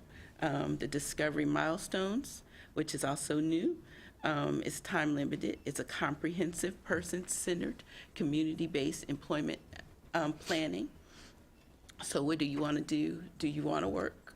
If you do, what are you good at? Things like that. In job development, support to obtain competitive integrative employment in the general workforce. Other DDA long-term services is supported employment, and again, that's a legacy service in the old system. But there are still there are providers in both the old and new system, so that's why it's on there. Ongoing job support. This supports people in learning and completing job tasks to successfully maintain their community job. Follow along job supports, direct and indirect supports that occur after the person has transitioned into their job. Co-worker employment service, I think is a real cool service because this service pays the employer, the community employer, to have one of his people who are already working for his company to provide support to the person transitioning, the person with a disability. And transportation support which is really not an employment service, but it is a service that's designated to improve the person and the family caregiver's ability to independently access community activities with their own community in response to needs identified through person-centered plan. Likewise, DORS also have pre-employment transition services, also known as pre-ETs. The greatest difference is our services for our pre-ETs is for students. So between the ages of 14 and 22, and they have to be in school, whether it is high school or college. Pre-ed services are provided by 62 of our CRPs. We have a total of 152 CRPs at this time. That number is fluid because we get new providers or we lose providers. But today, 62 providers provide pre-ed services. That's approximately 41% of our providers. The 5 services are counseling, job exploration, which discusses career paths or career options. WEBOs, or work-based learning experiences, which can be paid or non-paid work experiences. Counseling, post-secondary education programs, which are training on opportunities and options for higher education. Workplace readiness training to develop social skills similar to those soft skills that I talked about earlier and independent living skills. And then lastly, self-advocacy skills, how to advocate for oneself based on their individual needs. The employment services of DORS are, and we talked a little bit about this earlier, but job development and placement, which is to assist people in finding employment, and that employment must be CIE. Short-term job coaching. And the short-term job coaching is to assist someone with learning their job duties, and that service is in place until they're stable in their position or until they transition to a long-term funding. Supported employment, and there are 3 supported employments that we have. We have supported employment youth extended services. And the youth extended services is for people who are 18 to 25. They can have this job coaching service for up to 4 years until they're stable or until a different funding source kicks in. We have natural supports, which is identifying someone in the community that can help a person be successful in work or more independent at work. And that person in the community can be a work buddy, it could be a family member, it can be a mentor, it can be a friend. And then we have, of course, the transition to long-term funding. And that's transitioning from DORS funding to DDA or BHA funding. We thought it would be nice to share the fact that we do incentivize our CRPs. And this slide shows 5 different incentives that we offer. In addition to the $60 per hour for job coaching and job development, a CRP could be eligible to receive incentives. So the first one is a $250 incentive, and that is if you place a person in a position who is blind, deaf-blind, or have acquired a brain injury. The next one is rapid placement. That's a $300 incentive. And that is for a person who have achieved CIE within 60 days of the first job development authorization. The next one is a 25% above minimum wage. That's a $400 incentive. And that is basically saying if a person is placed in a position earning 25% more than the minimum wage, DORS will pay you an incentive. So the current example, the state's current minimum is $12.50. If a person earns $15.63 per hour or more, they can get an incentive, not the consumer, but the CRP can get an incentive for $400. The next one is also a $400 incentive, and that is assisting in obtaining employment for an individual who receives SSI or SSDI, and they are earning more than $1,470 per month. That is the non-blind rate. And then the last one is tied with that natural supports job coaching schedule that I talked about earlier. It's 450, and that's proof of maintaining stability for an individual who we also provided services with helping them establish a natural supports in the community. So today, we have a total of 152 providers. Of those 152 providers, 73 are DDA-only providers, and then 5 of them are DDA and BHA providers. So that's a total of 78. 78 of 152 providers, that is 51% of our providers are DDA agencies. So the caption you see there is DDA providers represent over half of DORS approved CRPs.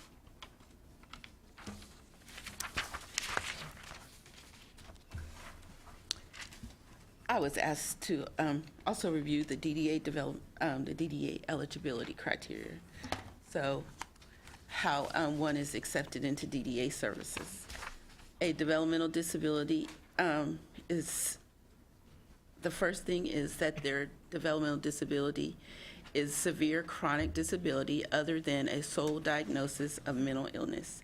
A person may have a developmental disability and also have a mental illness. There are many kinds of developmental disabilities, and some are such as autism, cerebral palsy, so forth.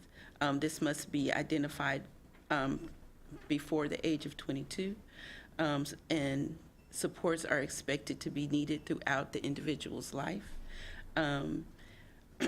Needed supports or assistance to live independently. The person would need supports to live independently, and the person would need supports of a team to help with services and treatment. Consumers come to DORS in multiple ways. They can self-refer. A family can refer them. We can get referrals from DDA either prior to their long-term funding or before their long-term funding has been approved. We can get referrals from BHA. We can get referrals from the local education agencies or the LEAs or other third parties such as hospitals or physicians. To be determined eligible for services, one has to have a physical or mental impairment, and that mental impairment is an impediment to employment, whether it is maintaining employment, obtaining employment, or re-entering into employment. So those are the key words: an impairment and an impediment to employment. Impairment to their physical or mental health, impediment to employment, and they must say and agree that they want to be competitively employed in an integrated system. Timeline process: once we get the referral from a third party or self-referral, DORS has 10 days to respond to that referral. When we respond to that referral, we invite you in to complete an application and interview. Some people submit their application in advance, but we invite you in definitely for an interview, and some of them are done in person and some of them are done virtually. And then we can determine eligibility based on the records that we received. We have 60 days to determine eligibility from the date of the application. Once you have been determined eligible, then we can write a plan, an individualized plan of employment. You may hear us throwing around the term IPE. That is due within 90 days of determining eligibility. Some eligibilities are determined quicker. So presumed eligibility, if we have proof, an award letter, for example, that one is receiving SSI or SSDI, we can also presume them eligible and make a determination much quicker. Likewise, with expedited eligibility, if we have all of the relevant required documents during the time of application, we can expedite that eligibility. Otherwise, determining eligibility is taken on an average of 51 days. So, documents to help determine eligibility or required documents that we need are an award letter from Social Security Administration, medical records, psychological evaluations or psychiatric evaluation, school records such as the IEP in the 504 plan, or an award letter from DDA or proof from DDA of eligibility. And those pieces of documents should be current.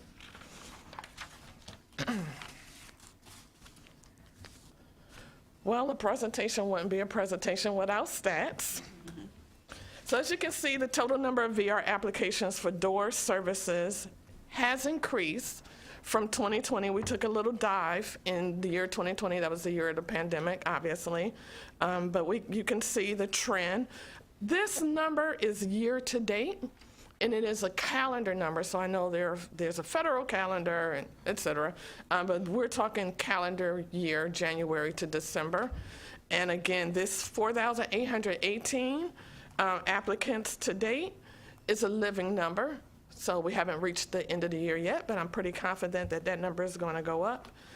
At the same time, you can see the trend, the orange bars, and it's pretty consistent pre-pandemic and after. The numbers for DDA applications are a little low, and we will talk about opportunities to increase those numbers at the very end.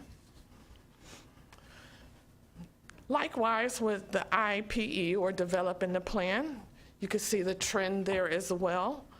And you see in 2020, it went down a little bit. So some people, although we may have had more plans and more eligibilities in place, you know, people were a little afraid of the pandemic, or businesses were closed and what have you. So that number decreased a little bit, but then it picked back up. DDA consumers saw a significant drop in IPEs as a result of the pandemic as well.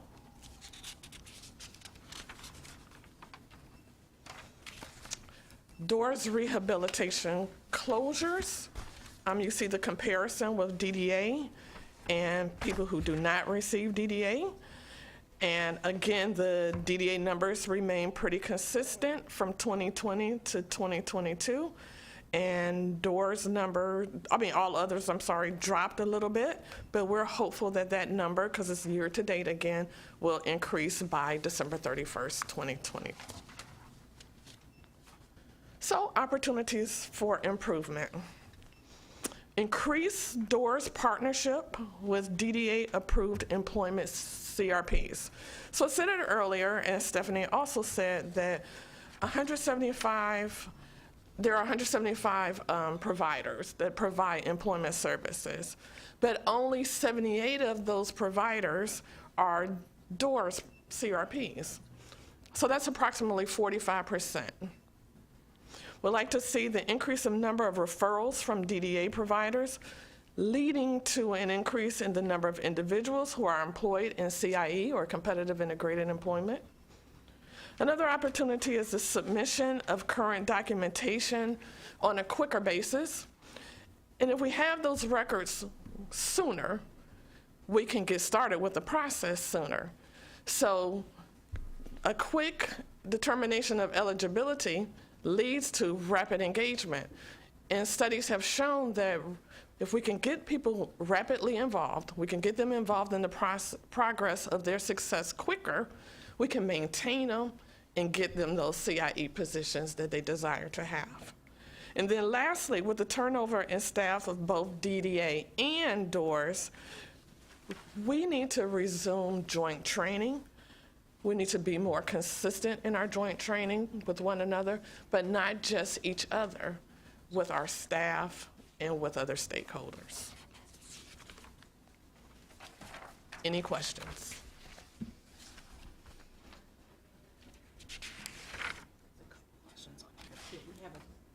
We have a couple of questions in the chat. Okay. How do you ensure that the site meets the requirement under the Supreme Court's Armistead decision that individuals with disabilities be in the environments that are not segregated from their communities? And when they say site, do they mean the employment site, or do they mean the CRP site? Really both. Oh, So, when we get ready to close a case, when a counselor gets ready to close a case, the supervisor goes through a checklist. And they ensure that that position is CIE. And in fact, before we even get to closing the case, we ensure that the position is CIE. We have a few streams. So if the employer record is also a CRP, we go out, I really want to say 2 by 2, literally it's 2 by 2. We have 2 people on our staff that go out at a time, and they look at the position, not the person doing the position, but the position, to determine if it's CIE. And there's an extensive interview. If there's an example of a person doing that position, we'll interview them. Otherwise, we're going to interview the employer. And they raise their hand and say, hey, I want to be a CIE employer.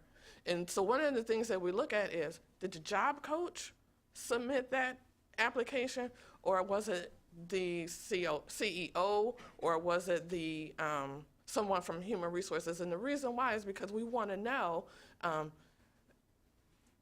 did the person with authority really want to get involved in this, or does a job coach just want to check a box and say, I got this person a job? So we interview the agency, we look at the position, not the person doing the position, and then we also look at the position in the community. The job coach thoroughly looks at it, but also the DORS counselor. Yeah, if I could just add, this is Jody. One thing that we're careful with, so if a job is with a CRP, that job has to also be available to so if the CRP is serving that individual and they say, oh, we have a job for that individual, that job has to be available to anyone in the community, not just to individuals they serve. So we're very careful about making sure that individuals are not working for the same CRP that they are receiving services from. So we have, as Tony mentioned, we have a long checklist of questions that we go through to make sure that that individual actually applied and was competitive with other individuals in the community before they were asked to get that job. An example might be a provider that was hiring someone to be a secretary to the CEO or whomever. So a job that is not, part of like a work group or something like that. So go through. Unless I misunderstood the earlier presentation, a high percentage of either DDA or DORS recipients have facility-based employment. And the facility-based employment that I'm familiar with often is segregated and really not part of the community. You are correct. You did hear that. That was the national information that was presented, and then he talked about Maryland's information. So he compared and I think the two. under Maryland, it was also a lot of facility-based. Not employment, but there are some facility-based. There are some facility-based career, there are some facility-based pre-employment services that can be in the facility and also in the community. As you know, DDA looks at career as a trajectory to competitive integrative employment.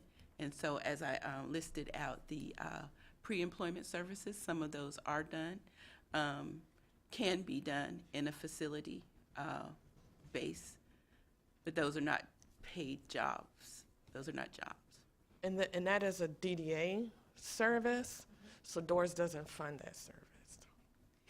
Can you tell us what the CIE, the acronym, and CRP stand for? Sure. CIE, Competitive Integrated Employment, and CRP, that's our provider agencies, and it stands for Community Rehabilitation. Some people say partners, some people say providers, some people say programs. And thank you. Do the monetary incentives tie to the length of the time a person remains in the placement? So they have to be stable in their employment before they can invoice DORS. How is it determined to provide incentives for deaf, blind, and brain injury? Okay. So brain injury, we have medical records to answer all of those questions. But we have... No, If I may, I think the question is, why did we have the incentives, just the placement incentives, just for that group? That's because there's a lack of providers in the state to provide those services. So as a means to try to bring more providers on to provide services to that particular group, we've provided incentives to try to have additional providers. Thank you, Scott. Jade, I saw your hand, so you'll be the last comment before we have the next speaker come on. Okay. I'm struggling a little bit because I feel like I don't have all the information I need to be able to help make recommendations. The one recommendation that I do see is, I heard loud and clear that the CRPs aren't always engaging in individualized processes, which is what DORS requires. And I think that part of that individualized planning process is being done by CCSs, which are community coordinators of community services. They changed it. I can never get it right. And so I'm wondering if there needs to be more interface between, on the DDA side, the CCSs and the CRPs to ensure that that individualized plan is being implemented appropriately so that in turn it's aligning with DORS's. And then I have all sorts of questions about why it is that there are so few referrals from DDA providers, and I feel like we need more information about why. I mean, we can blame the pandemic and so forth, but that's still a dramatically low number, and I don't know that number aligns with what I've seen in terms of data and employment outcomes on the DDA side. So is it that they're not connecting up with DORS and yet they're doing employment? And I know that there's issues with rates because DDA pays more than DORS does. I know that providers have expressed a concern that they feel like DORS requires too much documentation. I think DORS probably feels like they have to require too much documentation, and that's beyond their control because it's the feds that are requiring them to do that much documentation. But I feel like before we can figure out how to make recommendations, we need to understand a little bit more why. I mean, those numbers from a percentage point seem to be really, really low, and we can't be holding DORS accountable for outcomes, and this is a commission to study VR, if they're not even entering the DORS pipeline. So that's just some of my thoughts and perspectives. Thanks, Jade. We do have another presentation, so we'd like to get to it. What we will do, though, is set up another time in the near distant future to come back, circle around, and if you've got specific data questions and stuff like this, let us know, and then we can research that. Obviously, if you ask a sort of a data question while we're here, it becomes a little difficult to pull up data at this, in this juncture. So at this time, we're going to move on to the next topic, which is accountability. So we have, I think, a really great presentation from our colleagues up in Massachusetts, and so I'm going to turn it over to them and let them present. So Amanda and Kate, can you introduce yourselves and. Oh, I'm fuzzy. Hold on, Kate. 1 second. Hello, can you hear us all right? Yeah. Yes. Yeah. Okay. We're all snuggled up, and we see you're in like a UN conference room. And can you guys see our slides? I'm going to put it into slideshow, but I want to make sure they're visible. Yes. Yes, we've seen them. All right, perfect. Well, thank you all for having us today. My name is Amanda Basco, and I'm the director of a newer office at Mass Rehab called the Office of Individual and Family Engagement, which is why we're here today. And I'll let my colleague introduce herself. Hi, I'm Kate Biebel. I'm the deputy commissioner here, and we got connected with Scott a couple years ago when we came to Maryland asking for lots of help and guidance. So it's really nice to be able to return the favor of some innovation that we've been leading. And so today, in the era of transparency and collaboration, we want to share a little bit about work in Massachusetts that Mass Rehab Commission is doing to engage with the disability community and to really kind of build a model of systems change and transparency and service. So just to sort of give you a little sense of who we are at Mass Rehab, we're part of our Executive Office of Health and Human Services, so one of 16 agencies here. We're about 800 people. That is not just VR. We have 3 big divisions. So VR, I think that's about 350. We have our disability determination services. I believe you have both of those within one clump as well. And then our community living is about 150 folks. And I would say most of the work that Amanda's going to talk about around individual and family engagement sits within community living and voc rehab. And the way this came about, it really was in some ways sort of a vision of our commissioner that then got realized and actualized through a business redesign process that we did in 2018, where we really looked internally about what are the areas where we wanted to have some strategic growth. We talked with our partners, with folks we serve around what are the areas and spaces where we can find opportunity to really evolve as an agency. And so this idea about having more effective engagement and collaboration with those we serve was really key. And it was actually so much so that it was in our phase 1 priorities. So that's where the office came out of. All right, so I'm going to be sharing a little bit about what is the Office of Individual and Family Engagement and kind of what are we working on and how are we integrated into voc rehab, but also just across the agency and the state. And so I joined Mass Rehab around 2 years ago because my passion and my career focus is really in elevating the voices of people with disabilities, marginalized populations, and bringing in family voice and leadership into our work. So I really value a participatory framework, and that's what I wanted to help bring to Mass Rehab and to our voc rehab services.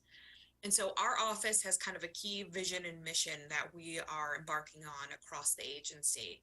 And I won't read them word for word. We're also happy to share our slides. But our goal is to partner with people with disabilities, families, and their chosen allies to really help create inspiration, education, and awareness about our services, and to have a transparency in what we're working on and who we are as an agency so we can break down barriers that people with disabilities and their families are facing in service. And so with our vision, it's really, we want to break down barriers, but we want to have open, honest conversations with people we're serving about what's working and what's not. So we can really innovate in our services and be more responsive to the current needs of people, especially we're in lieu of a pandemic that we're all still living through. It's really changed the way people are engaging in service.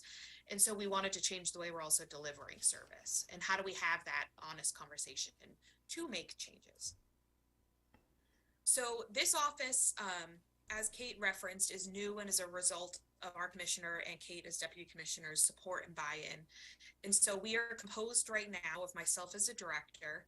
We have a family partnership coordinator whose role is really to elevate family voice and engagement of family members in voc rehab and community living services.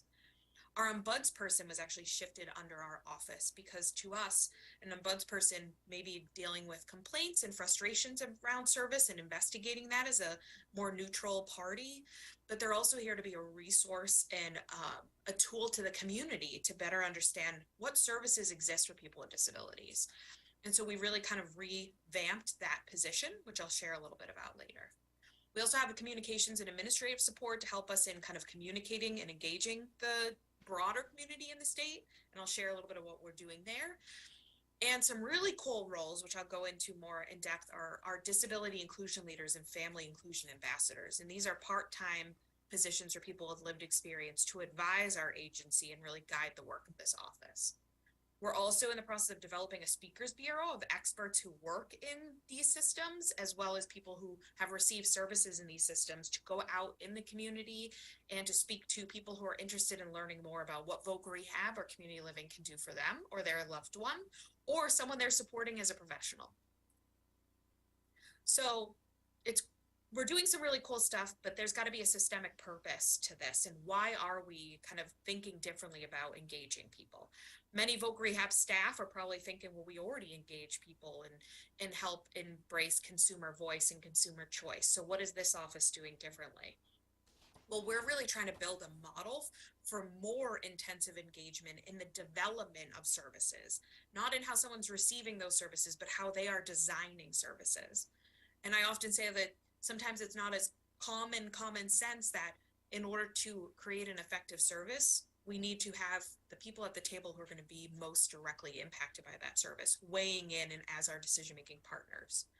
And the research and the data tells us, because I am a former research nerd and data really is something I'm passionate about, but there is consistent research in many disability communities that when you engage people that we serve in the process of system design, system delivery, in leadership decision making, it improves engagement in services, it increases satisfaction and fulfillment, but it also creates a method where we are leveling up in our agency beyond what we would call standard engagement of individuals with disabilities. We're taking that next level to break down kind of hierarchical concepts and really create co-partnership in the development of voc rehab. And it creates a lot of uncomfortable but rewarding change. This is not easy, nor is it always quick, but the value we've seen already in this last 2 years of doing this work is monumental. And we hope that you'll hear a little bit about how that can help your organization and other state agencies in doing this work. So when I came into this office, my first goal was to build some priorities of what are we doing and what's the purpose and outcome of those. So I'm going to share several of those, but there are plenty more we're working on and happy to go in more depth in future conversation or share any of the resources and tools I'm discussing with you all. One of our main and first priorities of this office is to elevate disability and family partnerships within our agency and have disability and family allies telling us as an agency what are the priorities that our community needs us to be focusing on. And so the first step of doing that is we actually created a new position at the agency called Disability Inclusion Leaders and Family Inclusion Ambassadors. These are contracted part-time 1 to 2 year roles where people who have experienced or are currently experiencing receiving our services are invited to apply for a position that is a contract where they are serving as disability inclusion leaders or family ambassadors. Their role is to be engaged in decision-making at the agency, and they are sitting at all decision-making tables. Some of the examples of what that looks like is they are helping us to create messaging and marketing. Actually, one of the images on the screen you see is one of our disability inclusion leaders. They helped us to lead and run a photo shoot with people who have received our services that now are the main photos used in all of our marketing. That also went with story sharing, where people are telling their own stories of what it's like to receive services. So individuals coming in, maybe unsure if they want to engage with us or what we can do for them, are hearing from others, peers who have gone through this service or this experience and what worked and what bumps they hit, rather than hearing from me. I can sell MRC all day long, but it really makes a difference when you're hearing the benefit from someone who's walked the walk of receiving service. Other examples, they're helping us craft policies. We're working on an accessibility policy and improving our accessibility standards for everything we do, from content we're creating all the way to spaces we're using, and they're helping us craft those. We're having disability and family ambassadors sitting on our hiring panels, because what is the first interaction someone who's receiving our services has is with a staff member who's delivering the service. So we want to make sure the values of the disability community and families are represented in the people we are hiring and bringing into the agency. And then they're also doing a lot of speaking and training. We created, as a group of disability inclusion leaders, a training on disability history and etiquette and how to better engage with the disability community. And they've been presenting and sharing that with all of our new staff orientations and sitting on our strategic planning meetings. So those are just a couple examples of their roles and the kind of activities they've been working on. But when I say they're embedded in all decision-making spaces, I really mean from soup to nuts. We have an innovation grant Kate's going to reference later, and they are sitting on the innovation grant leadership team to make decisions about how we're innovating, how we're reflecting service, what needs to change. I'm going to turn it to Kate, who's going to share a little bit about some new roles in our VR system we're also innovating with. So Amanda referenced the innovation grant. So we're one of 8 VR agencies who We're a recipient of the Disability Innovation Fund. So we have a project called Next Generation Careers, which is focused on young adults, 18 to 30, focused on STEM careers. And we use that opportunity to bring in a new role to the agency, which are peer mentors.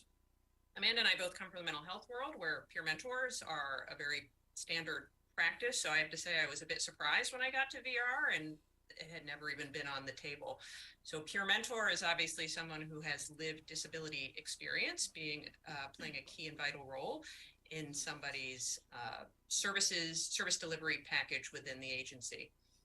This was, I think, only because we had the office that Amanda leads, where she had really done the groundwork about the importance of voice in a systemic way, as opposed to a more tokenistic kind of way. That groundwork is what enabled us a year later to say, all right, now I think we're ready to actually start intentionally hiring full-time people to bring disability voice into the agency. So as part of our service delivery model with Next Gens, we have introduced 3 new peer mentor roles.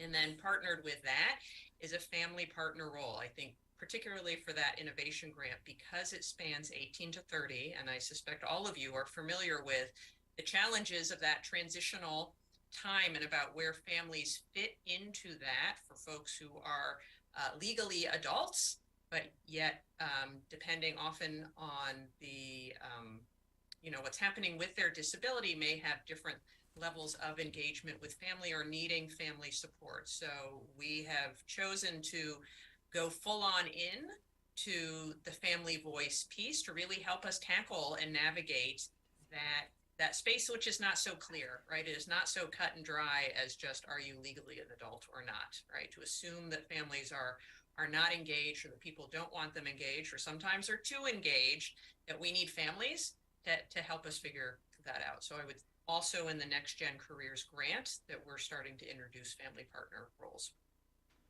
Thank you, Kate. Another priority that we're working on within our office is kind of strengthening our connections to the disability community across the state, both those who are already engaged in our services and those who may have never entered any service within our state agency.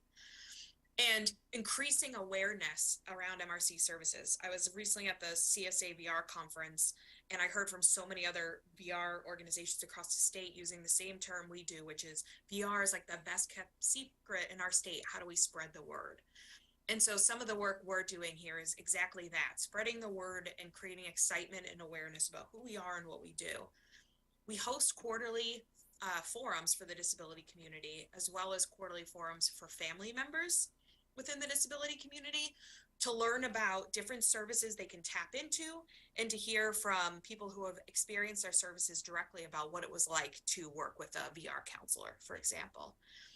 And we also use these spaces to seek feedback from the community about, what do you need from a state agency for people with disabilities? What do you want on your career trajectory? What do you need to know more about? And that really feeds the content of our forums.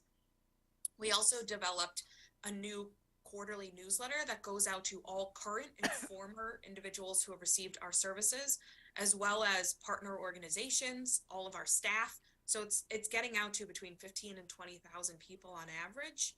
Again, sharing information in a really grounded way about who we are, what we do, making it fun and engaging, but also spreading the message. There's a lot of questions and responses that come out of these forums and newsletters, and often people who have disengaged in our services reach out to say, hey, I disengaged hearing more about this. Why didn't I get X? Or why wasn't I supported in this way? Or I had a struggle with my counselor. So it also gives us the opportunity to invite people back to the table or address some of their concerns. And so it's really been cool to kind of have that live option to engage with people.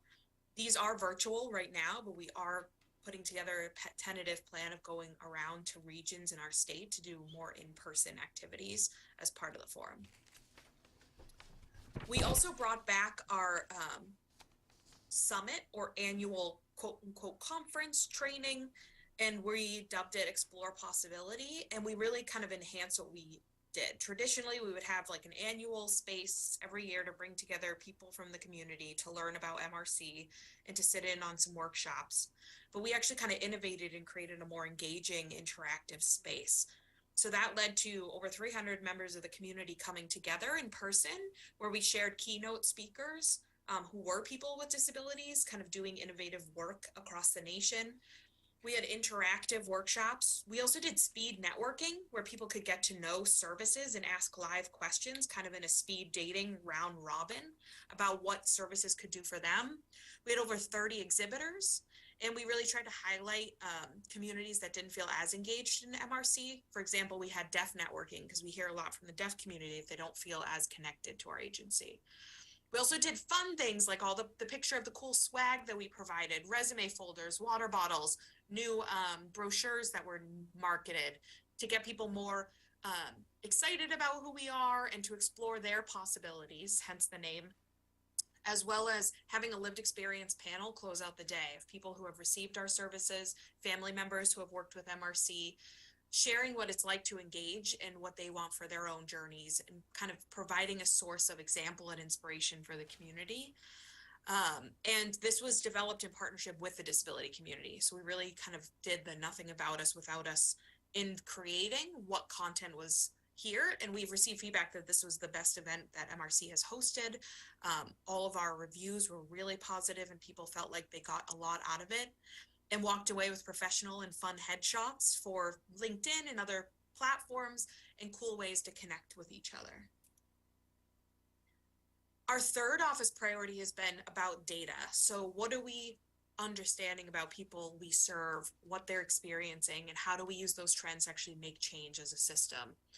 So as you all are aware, we have to do a needs assessment, which is a requirement that we partner with our statewide rehab council on to better understand service experiences of those consumers receiving voc rehab services, but also from vendors and professionals about their experience working with us and our staff. We actually just went through this process, and our office took the lead on revamping this model because we wanted to make it a more intentional place where we could collect data that was really going to make change in our agency. What that resulted in is a more broad survey that's collected at several time points throughout someone's journey with our services, at all the way from engaging for the first time in our services to several months in, to first developing their plan for employment, all the way to case closure or getting a job. So we can see throughout someone's employment experience what's working and what's not working. We also created this in partnership with our community, our statewide rehab council, and our staff to make sure the content we're collecting really resonates.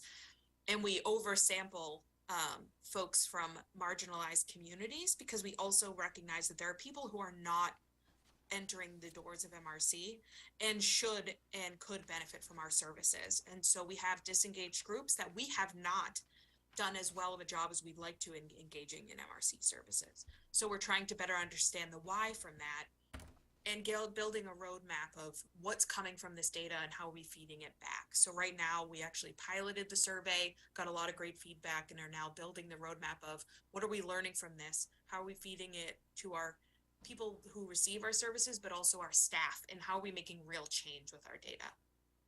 I could talk about this survey all day, and I'm happy to share examples of our survey and how we partner with a vendor to do this, as well as the questions and domains we're seeking if anyone's more interested in working on revamping a survey for their group.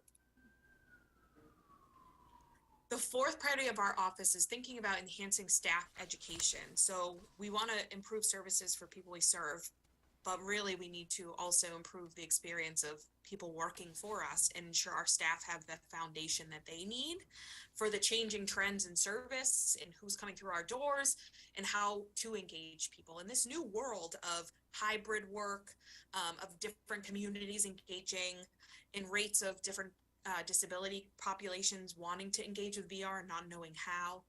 And so what's come out of that is our office is leading some cross-agency trainings based on what we've heard from staff and what they feel like they need more knowledge about. And one of the cool ones was about kind of really destigmatizing client assistance program, or CAP, and our ombudsman role, because some staff often said they feel it can feel punitive, or they're worried they're in trouble if the ombudsman is brought up or if CAP's engaged. And we want it to feel more like another resource to help the people we serve and to help our staff. So we're doing a lot of training around that, as well as managing and supporting challenging service cases. A lot of the feedback I get from folks struggling in the community is from the mental health community. More than 40% of people we serve at Mass Rehab, Voc Rehab Services, are people with lived experience in mental health conditions. And that is a shift in a lot of VR culture where often that weren't the people coming through our doors. And our staff are trying to learn and navigate how to support someone who might be actively experiencing behavioral health symptoms and be really responsive to substance use and other mental health conditions. And so we're working with our general counsel to train people on how to better document those cases, but also engage in populations where people are really getting stuck. We're also working with our disability inclusion leaders, as I mentioned, to create a cultural responsivity trainings on how to engage with the disability community in a way that doesn't feel tokenistic, but also addresses the history of the community that's kind of being brought to the table. And priority 5 is really about a systematic approach to engaging diversity, equity, inclusion, and accessibility in everything we do. So everything that I've referenced, we've also done in partnership with our DEIA council that MRC has established in the last year and a half. And one of the big things that came out from our disability community about accessibility issues was there were barriers for many of our staff with disabilities in being able to provide effective service due to barriers with accessibility with JAWS software or Dragon software, needing support to make sure all of our materials were as accessible as possible and hit above the basic standard of accessibility. Because it's easy to say something's accessible and hit kind of those basic, I guess, features of an accessible document, but it's difficult to say this really works for JAWS screen readers and Dragon dictation software and someone with low vision and someone who is hard of hearing and engaging in video. So we brought in a vendor to actually help us take accessibility to the next level. And our staff also said to be culturally responsive to the disability community, they wanted a space to have their voices recognized because we employ many people with disabilities. And so we also are in the process of establishing a Disability Voices Employee Resource Group so we can really be mindful of internal disability culture. So I tried to go through that as manageably quick as possible because I know we were kind of short on time, but that kind of just was the high level sense of some of the things that we are doing in this office. And I hope what you got from that at the very minimum was that we're really looking to engage and innovate on how we bring in the disability community into the work we're doing in a co-creative, co-partnership frame, and how that can help create an air of transparency and connection with the disability community. I think we've all experienced people feeling like Voc Rehab services are confusing, that they're not always transparent about eligibility, that there's messiness in who can be served and who can get what, and it creates distrust unintentionally. And so by bridging in all of these ways, we're really trying to open up that trust because we are all human and all services aren't getting everything right. And we have work to do to better serve our community. But we can't do that unless we're really creating intentional spaces to hear from the people we serve. And so that's a lot of what we've been doing here. And again, we're happy to share any questions if people have them or any materials about some of these roles and templates we've been using to do any of this work. And if you would like to get in touch with us, our contact info is on this slide, but we'll also send you the slide. So if you want to look back into any of it, you can. So with that, I'm going to stop sharing, and Kate and I are here if there are any questions you'd like us to answer.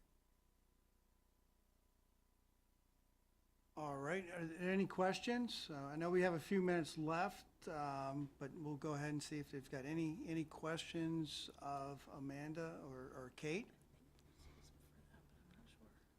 How are you judging the effectiveness of these exciting interventions that I'm hearing about? Yeah, absolutely. So all of them in several different ways. We actually piloted our service experience survey, for example, over the last several months to see how effective it was in capturing experience. And now we're working on the roadmap to assess how are we using the data to make change. For our disability inclusion leaders and family inclusion ambassadors, we're really working with our internal data team to also see how are these roles changing outcomes, changing hiring practices, and how is our strategic plan for kind of engaging these different positions, making real-time lasting change in service. And so we are collecting multitudes of data to kind of help us assess that. I don't know if there's other pieces you. Well, I would say anecdotally that it has started a culture shift within the organization. I think before this office existed, I think if you asked folks, you know, are you engaging people in, you know, sort of formative ways, and people say, oh yeah, I'm doing that. It didn't look to me like that's what we were doing, to be honest. When I was as an outsider coming in, Amanda has really led the way of making it okay, right, to not know how to do that, and to start coming to her and ask, how can I do this in a more authentic way? I think, you know, we had our advisory groups and all that kind of stuff that I think is pretty standard. I think we also believe that while there's values in that, advisory groups can look a whole bunch of different ways, right? And we have a pretty high standard for what that is. But it is so important for us for it to just be part of the foundation of the work. And to be honest, I think people were a little surprised at first. We're like, no, I want somebody sitting on a hiring panel. I want somebody who's reviewing RFRs. The difference is that to have an office who can help, sort of a safe space where you can say, like, I'm uncomfortable with this, or I don't know how to do this. We're asking people to walk the walk and talk the talk. So we haven't formally measured any of that, but I can tell, like, my vibe of the place is that it's a lot more people talking about challenges that they're having, not in a, you know, I'm so mad kind of way, but boy, this is a new space for me, and can you help me figure out how to navigate it?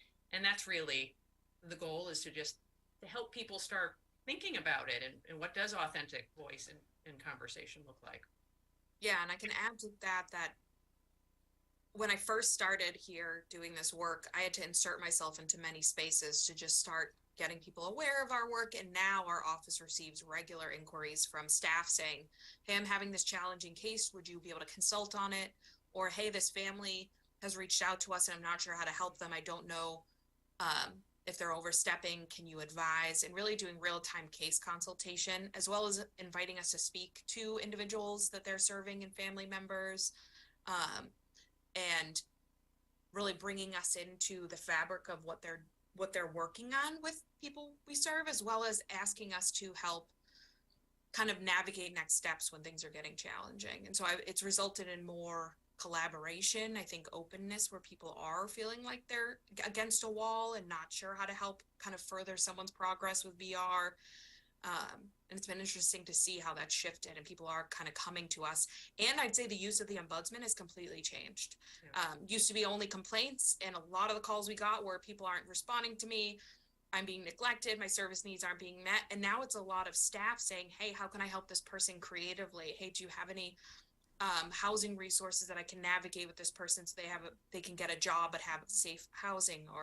And individuals we serve reaching out saying, hey, I heard you guys are engaging in trainings, what's going on there? And not just about I'm dissatisfied, but more like I want to know more, I want to get reconnected, or I have feedback that I want to share, and this, now I feel like I have a platform. I think the key for us is that it's not an Uber ombudsman. It's about systemic change. Yes. Right? And it's about supporting our workforce, and sort of the teaching them to fish idea, right? Supporting our workforce to feel more comfortable, to then have more authentic engagement and voice. I can't wait to see your data, your results. I can't wait to see it either.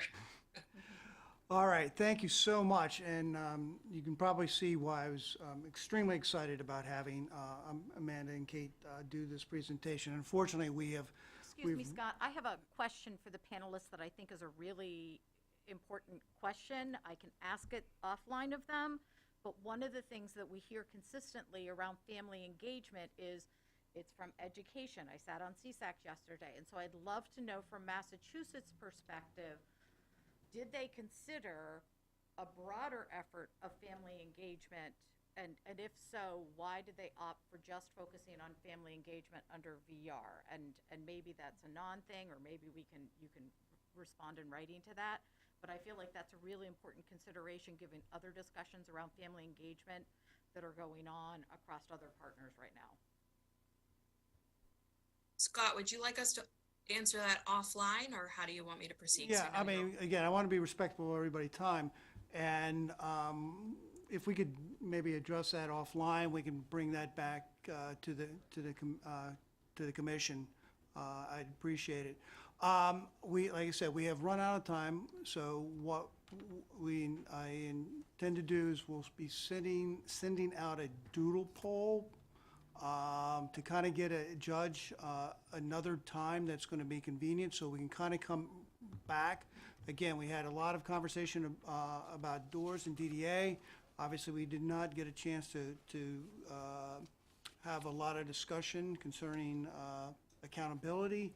So we'll set up a meeting just with no other presentations, but just to kind of go over what we've discussed, what we heard today, and so forth, plus any other recommendations from the other discussions we have. We can also review that.